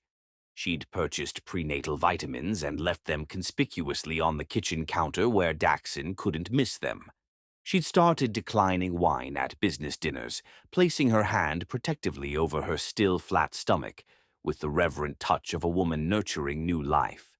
She'd even begun leaving pregnancy books around their penthouse, dog-eared and highlighted like she was studying for the most important exam of her life. The performance was flawless, but it was the psychological torture that made it truly artistic. "Good morning, Daddy," Barbara said cheerfully as Daxon stumbled into the kitchen on Tuesday morning, his hair disheveled and his eyes bloodshot from another night of trying to drink away the complications his life had suddenly acquired. Daxon flinched at the word "Daddy," like she'd struck him with a cattle prod. Over the past 3 weeks, Barbara had watched her husband deteriorate with the satisfaction of a scientist observing a particularly successful experiment. The man who had once been so confident in his ability to compartmentalize his life was now jumping at shadows, paranoid and increasingly erratic as he tried to figure out how to explain a pregnant wife to his mistress. "Coffee?" Barbara asked sweetly, though she already knew he'd refuse. Daxon had been avoiding their kitchen entirely lately, preferring to grab his caffeine from whatever establishment allowed him to drink in peace without his wife's cheerful commentary about their blessed event. "I'm late for work," Daxon muttered, not meeting her eyes. "Of course you are, but before you go—" Barbara moved closer, placing her hand on his arm with the gentle touch of a devoted wife. "I scheduled our first ultrasound appointment for Thursday at 2. Dr. Thorne says we should be able to hear the heartbeat by then." She felt Daxon's muscles tense under her touch, watched the color drain from his face as the implications hit him. An ultrasound meant dates. Dates meant timelines. Timelines meant the possibility of medical professionals asking questions about conception that might not align with his alcohol-hazed memories. "Thursday." His voice cracked slightly. I have meetings all day Thursday. I'm sure you can reschedule, Barbara said with the kind of gentle insistence that brooked no argument. This is our baby's first official photograph, Daxon. You wouldn't want to miss something so important, would you? Daxon stared at her with an expression that was equal parts terror and rage, and Barbara had to bite the inside of her cheek to keep from smiling. Her husband was a man who prided himself on control, on his ability to manipulate situations to his advantage. Watching him realize that he was now completely at the mercy of circumstances he couldn't control was more satisfying than any physical revenge could have been. "Fine," he said finally. "I'll be there." "Perfect." Barbara rose on her tiptoes to kiss his cheek, breathing in the scent of expensive aftershave that couldn't quite mask the underlying smell of whiskey and desperation. "I love you so much, Daxon, and I love that we're finally going to be a real family." She felt him shudder at her words, watched him struggle with the weight of obligations he'd never wanted and responsibilities he couldn't escape. When he left for work without saying goodbye, Barbara poured herself a cup of coffee and allowed herself a moment of pure, unadulterated triumph. The beauty of her plan was its elegant simplicity. Daxon couldn't deny paternity without admitting to the kind of blackout drinking that would raise questions about his professional competence. He couldn't confess the affair without revealing the extent of his deception and financial infidelity. And he couldn't abandon his pregnant wife without looking like the kind of monster that even his social circle wouldn't tolerate. He was trapped, and they both knew it. Barbara's phone buzzed with a text from Greg. "How are you feeling this morning? And how did the performance go?" She told Greg about the pregnancy and her strategic use of it as a weapon against Daxon 3 days ago, during a private dinner at his penthouse that had been equal parts business strategy session and intimate revelation. Greg's reaction to learning he was going to be a father had been everything Barbara had hoped for and more: wonder, protective tenderness, and a fierce determination to claim his family the moment she was free to give it to him. "Flawless as always," Barbara typed back. "He looks like he's aged 5 years in 3 weeks." "Good. And the doctor's appointment?" "Thursday at 2. I'm going to insist he be there for the ultrasound. Should be interesting to watch him try to explain why he's so uncomfortable." "I hate that you're going through this alone." Barbara stared at Greg's message, feeling a warmth spread through her chest that had nothing to do with pregnancy hormones and everything to do with being cherished by a man who saw her worth. The contrast between Greg's protective concern and Daxon's cold indifference was so stark it was almost laughable. "I'm not alone," she replied. "I have you, and after this is over, we'll have forever." "I love you." The words appeared on her screen like a benediction, and Barbara felt tears threaten for the first time in weeks. Not tears of sadness or frustration, but tears of gratitude for finally finding a man who could love her exactly as she was, brilliant, ruthless, and absolutely determined to protect what mattered to her. "I love you too," she typed back. "More than I ever thought possible." The rest of Tuesday passed in a haze of productive plotting. Barbara had lunch with Skylar, who was putting the finishing touches on divorce papers that would strip Daxon of everything he'd worked to build, while ensuring Barbara emerged from their marriage with enough resources to start her new life in comfort. She spent the afternoon at work, maintaining her professional facade while fielding concerned questions from colleagues who'd noticed her husband's increasingly erratic behavior at recent company functions.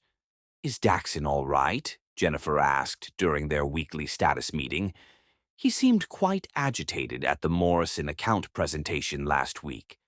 "He's been under a lot of stress lately," Barbara replied smoothly. "Big changes coming in our personal life.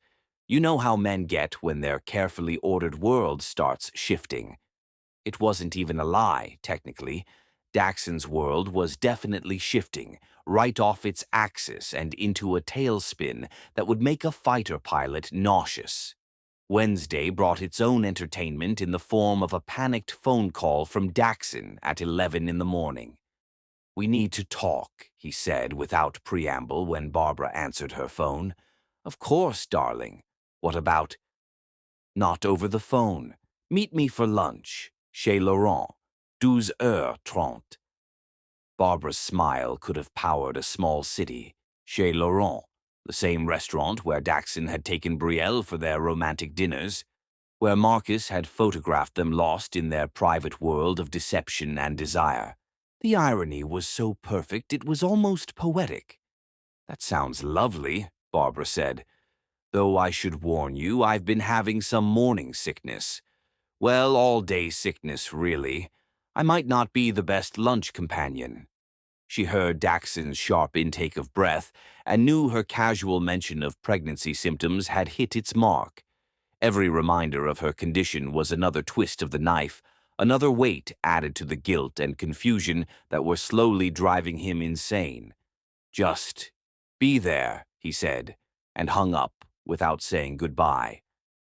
Barbara arrived at Chez Laurent 15 minutes early, requesting the same corner table where Daxon had wooed his mistress, while his wife sat home alone, wondering why her marriage felt like a beautiful prison. She ordered sparkling water with lime and studied the menu with the serene expression of a woman who held all the cards and was about to play them. Daxon arrived looking like he'd aged a decade in the past month. His usually immaculate appearance was disheveled, his expensive suit wrinkled, and his steel-gray eyes held the wild look of a man who was slowly losing his grip on reality. He slid into the chair across from her with the defeated posture of someone who'd realized that all his careful plans were crumbling around his ears. "You look tired," Barbara observed with gentle concern. "Are you sleeping all right?" "Cut the act, Barbara," Daxon said, his voice low and dangerous. "We both know what this is really about." Barbara blinked at him with perfectly innocent confusion. "I'm afraid I don't know what you mean. What is what really about?" "The pregnancy. The sudden transformation from neglected wife to devoted mother-to-be. The way you're watching me like you're waiting for something." Daxon leaned forward, his eyes narrowed with suspicion. "What game are you playing?" "Game?" Barbara's voice rose just enough to catch the attention of nearby diners, forcing Daxon to lower his own voice. "Daxon, I'm talking about our baby, about the family we're going to build together. I don't understand why you're being so hostile about something that should be making us both happy." She watched him struggle with her refusal to drop the innocent act, watched his paranoia and guilt war with his inability to pinpoint exactly what was wrong. The beauty of gaslighting someone who was already lying to themselves was that they couldn't trust their own instincts about what was real and what wasn't. "Barbara, listen to me very carefully," Daxon said, his voice barely above a whisper. "I know you think you have this all figured out, but you have no idea what you're dealing with. If you're trying to trap me—" "Trap you?" Barbara's eyes filled with tears that were only half feigned. "Daxon, you're the father of my child. We're married. We're supposed to be building a life together. How is that trapping you?" The tears did exactly what she'd hoped they would, made Daxon look like a monster in the eyes of the other restaurant patrons who were now openly staring at their table. A man berating his pregnant wife in public was not a good look for someone who depended on his reputation for professional success. "That's not what I meant," Daxon said quickly, glancing around at their audience. This is all happening very fast and I need time to process." 6 weeks, Daxon," Barbara interrupted, her voice breaking with just the right amount of hurt and confusion. "I've been carrying your child for 6 weeks, and you're acting like it's some kind of inconvenience. Like I'm some kind of problem you need to solve." She stood up abruptly, playing the part of the wounded wife to perfection. "I thought you'd be happy. I thought this baby would bring us closer together. But if you can't even manage to pretend you want this family—" She let her voice trail off, pressing her hand to her stomach in a gesture that was both protective and accusatory. "Barbara, wait." "No," she said, loud enough for half the restaurant to hear. "I won't subject our child to a father who sees them as a mistake. If you can't love this baby, then maybe I need to find someone who can." She swept out of the restaurant with the dramatic flair of a woman whose heart was breaking, leaving Daxon sitting alone at their table, while 30 pairs of eyes judged him for his treatment of his pregnant wife. Through the window she watched him signal frantically for the check, his face flushed with embarrassment and rage. Barbara made it to her car before allowing herself to laugh out loud. The performance had been even better than she'd hoped, and she had no doubt that by evening, half of their social circle would have heard about Daxon Ravencrest's public humiliation of his expectant wife. Her phone rang as she was driving back to the office, Daxon's name flashing on the screen like a surrender flag. "What do you want?" she answered, allowing hurt and exhaustion to color her voice. "Come home," Daxon said, and she could hear the defeat in his tone. "Please, we need to talk properly." "I don't think I'm ready for another conversation where you make me feel like a burden," Barbara replied. "I'm pregnant, Daxon. I'm scared and emotional, and I need my husband to support me, not attack me in public restaurants." "I know. I'm sorry. This is all overwhelming, and I'm not handling it well." The admission seemed to cost him something vital. "Come home. Let me try to be the husband you need me to be." Barbara smiled at her reflection in the rearview mirror. "I'll be home at 6, but Daxon, this is your last chance to prove you want this family, because if you can't step up and be the man I need you to be, I'm going to find someone who can." She hung up before he could respond, leaving him to sit with the implication that his pregnant wife might be entertaining thoughts of other men. The irony was delicious. While Daxon panicked about the possibility of Barbara leaving him for someone else, she was already building a life with the man who would be her real husband as soon as she was free to claim him. Thursday's ultrasound appointment would be the culmination of 3 weeks of psychological warfare. Barbara would watch Daxon struggle through the appointment, fighting his guilt and confusion while trying to play the part of excited father-to-be. She would see her baby's face for the first time, knowing that the child growing inside her was the product of real love rather than marital obligation. And then, when the moment was right, when Daxon was completely trapped by his own assumptions and the weight of social expectation, she would reveal the truth about everything. His affair, her knowledge of it, the real paternity of the child he'd been convinced was his. The look on his face when he realized that his wife had been playing chess while he'd been playing checkers would be worth every moment of the elaborate performance she'd been giving. Barbara Leslie Ravencrest was done being the victim in her own life story. It was time for the final act, and she was going to make sure it was a performance worthy of a standing ovation. Chapter 8. The revelation that changes everything. When the hunter becomes the hunted. The moment of truth, Barbara had learned, never arrived with trumpets and fanfare. It slipped in quietly through the back door while everyone was looking the other way, then exploded like a bomb in a cathedral. Thursday afternoon at Dr. Thorne's office had been psychological torture disguised as medical care. Barbara had watched Daxon squirm through every question about conception dates and prenatal care. By the time they heard their baby's heartbeat, strong and steady at 8 weeks, Daxon looked like a man facing execution.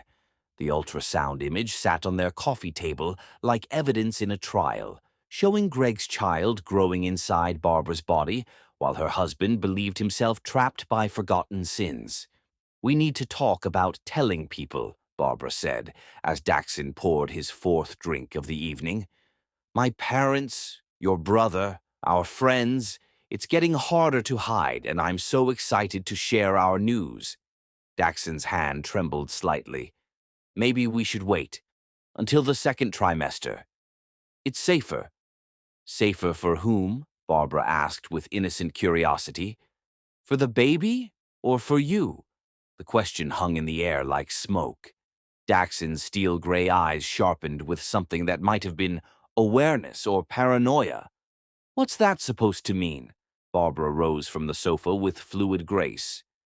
It means, darling husband, that you've been acting like a man with something to hide ever since I told you about the pregnancy. Like a man afraid of being found out. Barbara? Found out about what, though? Barbara began pacing like a prosecutor addressing a jury. What could my devoted husband possibly have to hide about becoming a father? Daxon set down his drink carefully. You're being paranoid. Am I? Barbara pulled out her phone, swiping to Marcus's photographs. Because I think I'm being remarkably clear-sighted for the first time in 3 years. She showed Daxon the image of himself and Brielle at Chez Laurent, their faces glowing with intimacy and happiness he'd never shown his wife. The color drained from Daxon's face. He stared at the photograph like a man watching his world collapse.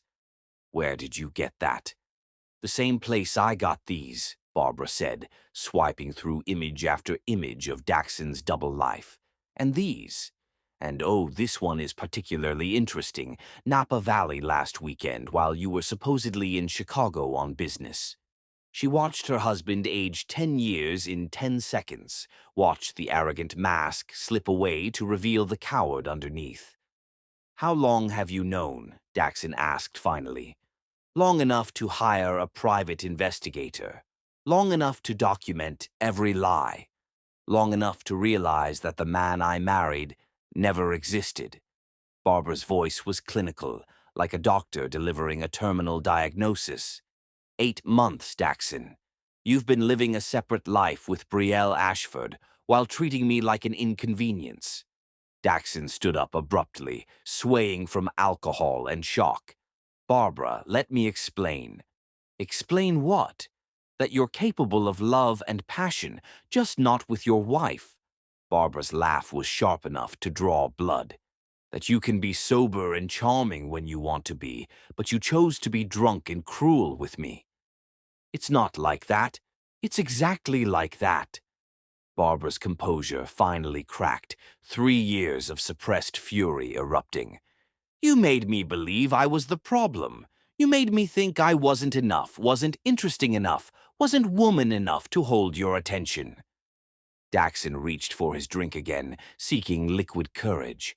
Barbara, please, if you'll just listen. I'm done listening to your lies, Barbara interrupted, her dark eyes blazing.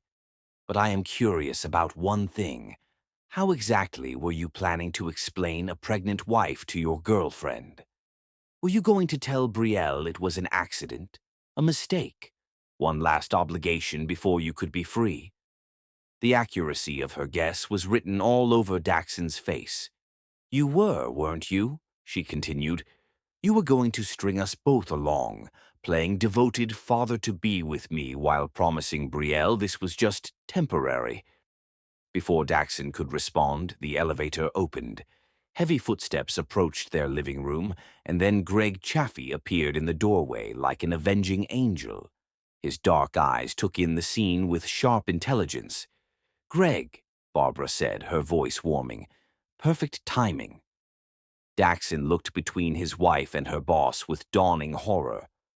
What the hell is he doing here? Daxon demanded. He's here, Greg said, stepping into the room with predatory confidence. Because Barbara called me. Because she needed support while she confronted her lying, cheating husband. This is between my wife and me, Daxon said, puffing up with false bravado. Actually, Barbara said, her smile sharp as diamond, this concerns Greg quite directly. You see, darling husband, there's one more thing I haven't told you about this pregnancy. Daxon's face went through a series of expressions, confusion, suspicion, and finally, creeping dread. The baby is 8 weeks along, conceived exactly the night of Greg's company gala. The night you stood me up for our anniversary, Barbara continued relentlessly. I lied about the timeline to make you think it could be yours. I lied about that tender moment after your company party. Her laugh held triumph. There was no tender moment, Daxon. There hasn't been any intimacy between us in over a year. Daxon stared at her with his mouth hanging open, his alcohol-soaked brain struggling to process the magnitude of her revelation. "The baby is Greg's," Barbara said, moving to stand beside the man who had shown her what real love looked like. "Conceived the night you abandoned me for Brielle, when I finally stopped waiting for a husband who was never coming home to my heart." "You bitch," Daxon whispered, the word carrying the venom of a man who had just realized he'd been outplayed completely. Greg moved like a predator. In one fluid motion, he had Daxon pinned against the wall, his forearm across Daxon's throat with just enough pressure to make his point crystal clear. "You will never," Greg said, his voice deadly calm, "speak to my wife that way again. In fact, you'll never speak to her at all. Are we understood?" Daxon nodded frantically, his face reddening from pressure and terror. Greg released him and stepped back, straightening his cufflinks with the casual precision of a man who had just handled an annoying insect. "Barbara has something else to tell you." Barbara pulled out her phone again, showing legal documents bearing Skylar's letterhead. "Divorce papers," she said with a smile that could have frozen hell. "Filed this morning, along with criminal referrals for embezzlement. By tomorrow, everyone will know that Daxon Ravencrest abandoned his pregnant wife for his paid escort, then stole from his clients to afford her services. Your reputation, your career, your freedom, I'm taking it all. You can't prove—" "I can prove everything," Barbara interrupted, her voice like silk wrapped around steel. "Every lie, every theft, every moment you thought you were cleverer than your wife, Marcus Holloway documents very thoroughly, and the FBI finds his evidence quite compelling." Daxon's face went white as the full scope of his destruction hit him. "FBI? What do you want?" Daxon asked finally, slumping against the wall. "I want you gone," Barbara said simply. "Tonight. I want you to pack your things and leave this penthouse and never come back. I want you to explain to Brielle why her meal ticket just got cancelled, and I want you to figure out how to rebuild your life from the ashes of your own stupidity."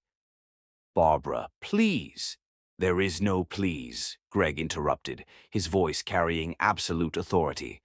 "There's only the choice between leaving quietly or being dragged out by security. Which would you prefer?" Daxon looked between them, his wife, who had outplayed him at every turn, and her lover, who had the power to destroy what remained of his career with a single phone call. The mathematical certainty of his defeat was written in every line of his posture. "I'll need time to find somewhere to go," he said finally. "You have until midnight," Barbara replied. "After that, the locks will be changed and your belongings will be donated to charity." As Daxon stumbled toward the stairs, broken and defeated, Barbara felt Greg's arms circle her waist from behind. His hands settled protectively over their child, and she leaned back against his chest with a sigh of pure satisfaction. "Are you all right?" Greg murmured against her hair. "I'm perfect," Barbara said, and for the first time in 3 years, she meant it completely. "We're perfect." Through the windows of their penthouse, the city sparkled like fallen stars, full of promise and possibility. Barbara Leslie was finally free to become the woman she was meant to be, loved, cherished, and completely unafraid to fight for her own happiness. The war was over, and she had won everything that mattered. Chapter 9.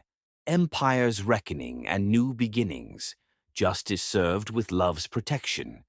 Revenge, Barbara discovered, tasted even sweeter when served with the promise of true love and a future worth building, especially when your enemy's destruction funded your wedding. 1 month after Daxon's dramatic exit from their penthouse, Barbara stood in Greg's corner office watching her former husband's professional destruction unfold. The financial networks had been covering the Ravencrest scandal relentlessly. Daxon Ravencrest, former senior partner at Sterling and Associates, has been terminated following revelations of embezzlement and professional misconduct, the anchor announced. Sources confirm that Ravencrest had been diverting client funds to support an extramarital affair. Greg muted the television and moved behind Barbara, his hands settling protectively over her growing belly. At 12 weeks, the pregnancy was becoming more visible, and Greg had developed the habit of touching her stomach with the wonder of a man discovering something precious. "Any regrets?" he asked quietly, his breath warm against her ear. Barbara leaned back against his chest, watching Daxon's mugshot disappear from the screen. "Only that I waited so long to fight back." The past month had been a whirlwind of legal proceedings and social reckoning. Schuyler had ensured Barbara emerged from the divorce with the penthouse, substantial settlement, and intact reputation. Meanwhile, Marcus's evidence led to criminal charges that would keep Daxon occupied indefinitely. But Brielle's reaction provided the most entertainment. The influencer had lasted 48 hours after the news broke before posting a tearful video about being manipulated by a married man who lied about his finances. She'd blocked Daxon entirely and was already photographed with a tech billionaire who actually possessed real wealth. "She cut ties quickly," Barbara observed. "Intelligent woman," Greg said. "She recognized a sinking ship and jumped overboard. Unlike my dear ex-husband, who apparently thought his charm would weather any storm." Barbara set her phone aside and turned in Greg's arms. "Have you heard from your contacts at Sterling and Associates?" Greg's smile was sharp. "Daxon's been blacklisted from every major firm. No one wants to touch him after the embezzlement charges. Word is he's living in Queens and driving rideshare to pay legal fees." The irony was delicious. The man who once commanded a corner office was now driving strangers around the city. And the criminal charges? Solid. Marcus documented enough financial irregularities to keep the DA busy for months. Even if Daxon avoids prison time, he'll never work in finance again. Greg's expression grew serious. "Barbara, I need you to know that I had nothing to do with the criminal investigation. That was legitimate law enforcement responding to evidence of actual crimes." Barbara cupped his face in her hands, studying the man who had shown her what protection and devotion truly meant. "I know. And even if you had pulled strings, I wouldn't care. He made his choices, Greg. He chose to steal from clients to fund his affair. He chose to lie and cheat and manipulate. All we did was ensure there were consequences." Greg captured her hands in his, bringing them to his lips to press gentle kisses to her palms. "I love your ruthlessness," he said with genuine admiration. "I love that you're strong enough to fight for what you want and smart enough to win." "I learned from the best," Barbara replied, thinking of all the business strategies she'd observed during her time at Chaffee Industries. "You don't build an empire by being passive or hoping other people will do the right thing." "Speaking of empires," Greg said, his tone shifting to something more serious, "I have something to discuss with you." Barbara raised an eyebrow. "That sounds ominous." "Not ominous, just significant." Greg moved to his desk, pulling out a leather portfolio that looked official and important. "I've been working with my lawyers on something, and I wanted to get your input before moving forward." He handed her the portfolio, and Barbara opened it to find legal documents that made her breath catch in her throat. Adoption papers, custody agreements, documents that would make Greg the legal father of their child, ensuring that the baby would have his name and his protection from the moment of birth. "Greg," she whispered, scanning the pages with growing emotion. "I know we're not married yet," he said quickly, misreading her silence as hesitation. "But I want this child to be mine in every way that matters. I want them to have my name, my protection, my love. I want to be the father they deserve, not just the man who happens to share their DNA." Barbara looked up from the documents, tears blurring her vision. "You want to adopt our baby?" "I want to claim our family," Greg corrected, his dark eyes intense with emotion. "I want the world to know that you and this child belong to me, and I belong to you." The vulnerability in his voice made Barbara's heart ache with love for this complicated, powerful man who'd shown her what real partnership looked like. "Yes," she said simply, setting the portfolio aside to throw her arms around his neck. "Yes to all of it. Yes to being your family. Yes to building something beautiful together. Yes to giving our child everything we never had." Greg lifted her off her feet, spinning her around his office with exuberant joy. When he set her down, his hands immediately went to her stomach again, that gesture that was becoming second nature to him. "I have something else," he said, suddenly looking nervous in a way that was completely unlike his usual commanding confidence. "More paperwork?" Barbara teased. "Not exactly." Greg reached into his desk drawer, pulling out a small velvet box that made Barbara's heart stop completely. "Greg, I know this seems fast," he said, dropping to one knee with the grace of a man who had never been more certain of anything. "But Barbara, I've spent 45 years building a fortune and thinking that was success. Then you walked into my life and showed me what it feels like to be truly wealthy. Wealthy in love, in partnership, in the kind of happiness that money can't buy." He opened the box to reveal a ring that took Barbara's breath away, a flawless emerald-cut diamond surrounded by smaller stones, elegant and timeless, and somehow exactly what she would have chosen for herself. "I love your brilliant mind that outmaneuvered a man who thought he was untouchable," Greg continued, his voice steady despite the emotion in his eyes. "I love your strength that turned pain into power, your courage that chose to fight rather than surrender. I love that you're carrying our daughter, and that you trusted me to stand beside you when you rebuilt your life from ashes." Barbara was crying now, tears of pure joy streaming down her face.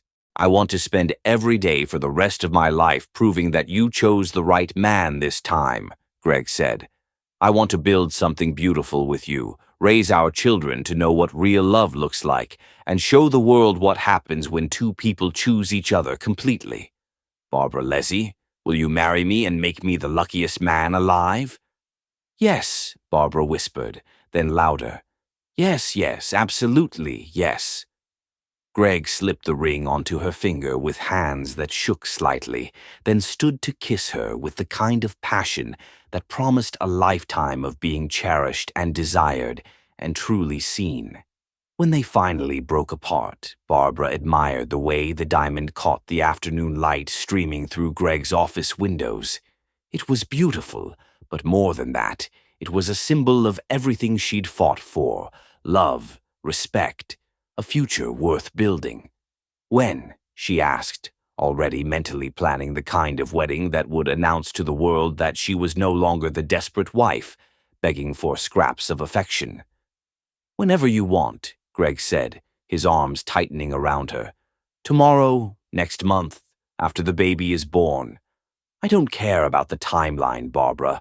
I just care about making sure everyone knows you're mine and I'm yours." Barbara thought about Daxon, alone in his studio apartment, facing criminal charges and social exile. She thought about all the people who had watched her marriage crumble and wondered if she was strong enough to rebuild. "I want it to be perfect," she said finally. "I want a wedding that shows everyone what real love looks like. I want to walk down that aisle knowing that the man waiting for me chose me completely, without reservation or compromise." "Then that's what we'll have," Greg promised. "Perfect, beautiful, and absolutely ours." As Barbara stood in Greg's arms, wearing his ring and carrying his child, she felt the final pieces of her new life clicking into place. The woman who had spent 3 years making excuses for a man who didn't love her was gone, replaced by someone who understood her own worth and wasn't afraid to demand the love she deserved. Sometimes the best revenge really was living well, and Barbara intended to live extraordinarily well for the rest of her days. Chapter 10. Love's Perfect Victory, When True Love Triumphs Over All. The most beautiful weddings, Barbara had learned, weren't the ones that cost the most money. They were the ones where the bride walked down the aisle knowing with absolute certainty that she was loved beyond measure and had destroyed every enemy who'd dared to underestimate her. 4 months after Greg's proposal, Barbara stood before the mirror in the bridal suite, adjusting her wedding gown. The dress was elegant ivory silk with delicate lace sleeves, showcasing Greg's diamond bracelet gift. At 7 months pregnant, her gracefully rounded belly created a beautiful silhouette of new life and joy. "You look absolutely radiant," Skylar said, appearing behind her in emerald bridesmaid attire. "Like a woman about to marry the love of her life." Barbara smiled, one hand moving instinctively to rest on her stomach, where their daughter was growing strong and healthy.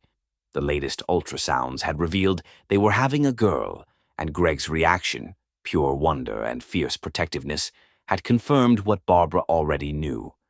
Their child would never doubt she was wanted and cherished. "I feel radiant," Barbara said honestly. "I feel like I'm finally becoming the woman I was always meant to be." Through the cathedral's windows, autumn sunlight painted rainbow patterns across marble floors. The church was full with 500 guests witnessing what society pages called the wedding of the decade. Greg had insisted on inviting everyone who mattered, wanting the world to see that Barbara Chaffee was a woman to be celebrated. "Any nerves?" Skylar asked, making final adjustments to Barbara's train. "None," Barbara replied, and meant it completely. "The only nervous bride is one who isn't sure she's marrying the right man."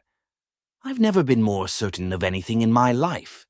A soft knock interrupted them, and Cade Winchester peered inside with an easy smile.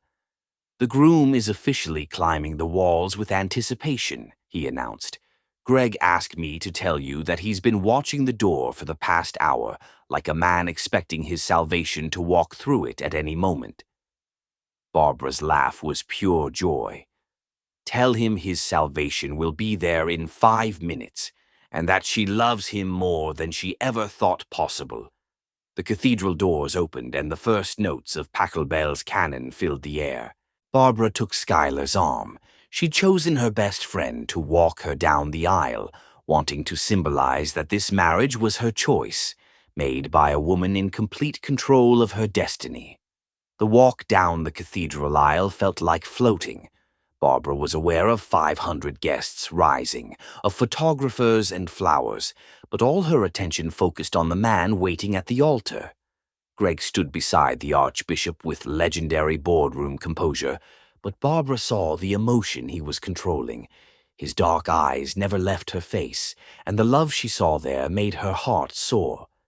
When she reached the altar and placed her hand in his, Greg's whispered, "You're so beautiful," was meant only for her ears, but the reverence in his voice carried to the first few rows of guests. The ceremony was everything Barbara had dreamed. Elegant, meaningful, filled with promises both meant completely. When the Archbishop asked if anyone objected, Barbara felt tension ripple through the congregation.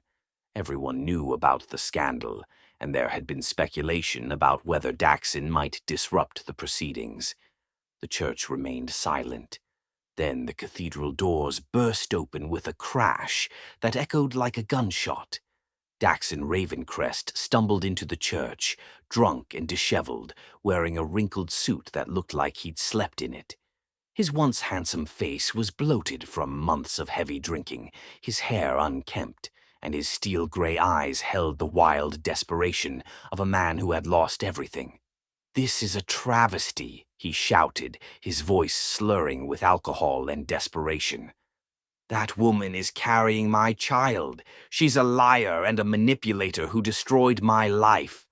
A collective gasp rose from the congregation, but Barbara felt only a moment of embarrassment before Greg stepped protectively in front of her, his body a wall between her and Daxon's pathetic display. "Security," Greg said quietly, but his voice carried the kind of authority that made things happen immediately. 4 men in expensive suits materialized, moving toward Daxon with professional efficiency. But Daxon wasn't finished with his performance. 3 years of marriage, he continued, stumbling down the aisle like the drunk he'd become.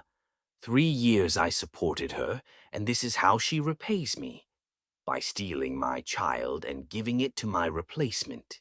Barbara stepped around Greg, facing her ex-husband with the calm composure of a woman who had moved so far beyond his ability to hurt her that his words felt like raindrops against armor.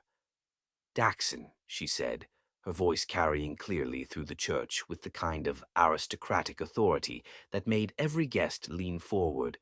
You're embarrassing yourself in front of 500 witnesses. And you're wrong about everything. I never stole anything from you because you never had anything worth taking.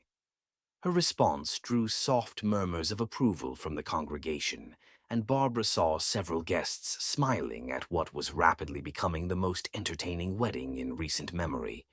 The baby, Daxon began desperately.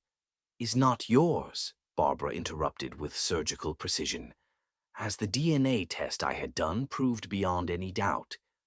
As the conception date that coincides exactly with the night you abandoned me for your 26-year-old prostitute confirms.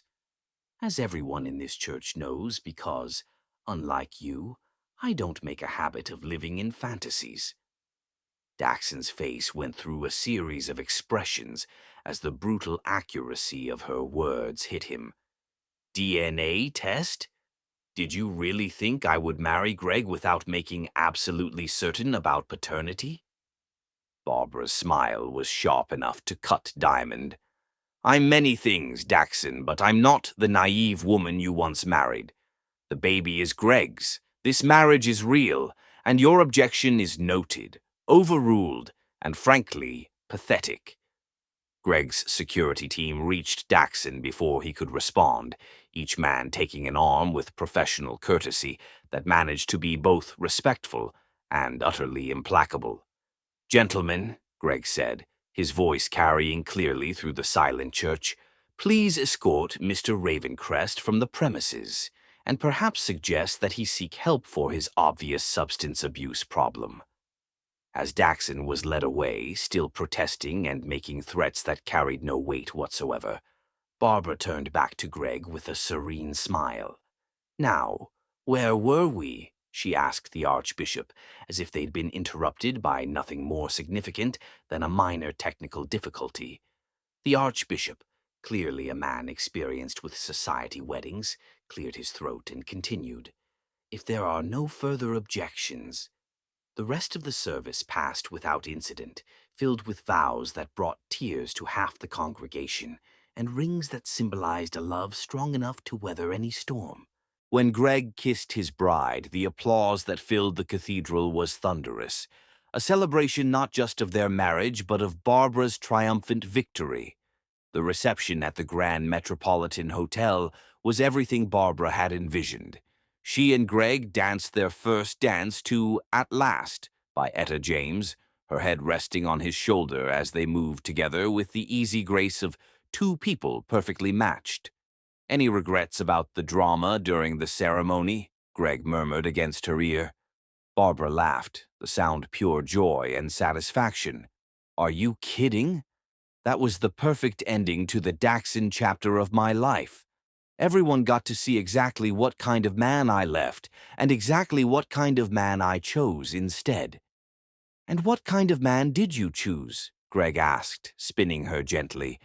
The kind who protects what he loves, Barbara said, looking up into his dark eyes. The kind who sees my worth and isn't threatened by my strength. The kind who will teach our daughter that she should never settle for less than being completely adored. Greg's response was a kiss that tasted like champagne and promises, and the kind of happiness that would last a lifetime. Near midnight, as the reception was winding down, Barbara stood on the hotel's terrace, overlooking the city lights, one hand on her belly, the other holding sparkling cider. Greg found her there, wrapping his arms around her from behind. "What are you thinking about, Mrs. Chaffee?" he asked, and Barbara's heart skipped at her new name. "I'm thinking about how different this is from my first wedding," she said honestly. 3 years ago, I walked down the aisle hoping marriage would change Daxon, hoping being a wife would make him love me. Tonight, I married a man who already loves me exactly as I am. Tonight, you married a man who considers himself the luckiest person alive, Greg corrected. A man who gets to spend his life proving you made the right choice. Barbara turned in his arms, studying the face of the man who had shown her what real partnership looked like. I love you, Greg Chaffee. I love your strength, your intelligence, your absolute refusal to let anyone diminish what belongs to you. But most of all, I love that you see my fire and choose to stand beside it, rather than try to extinguish it. I love you too, Barbara Chaffee, Greg replied, his hands cradling her face like she was made of precious crystal. And I love that our daughter is going to grow up watching her parents choose each other every single day the way love is supposed to work. As they kissed under the stars, Barbara felt the final pieces of her new life settling perfectly into place. She was no longer the woman who had waited 3 years for a man who would never choose her. She was Mrs. Gregory Chaffee, soon-to-be mother, and a woman who had learned that the greatest victory wasn't just surviving betrayal, it was transforming it into the foundation for something infinitely better. In the distance, the city sparkled with infinite possibilities, and Barbara knew with absolute certainty that her greatest chapters were still being written. Love had won completely, and it was only the beginning.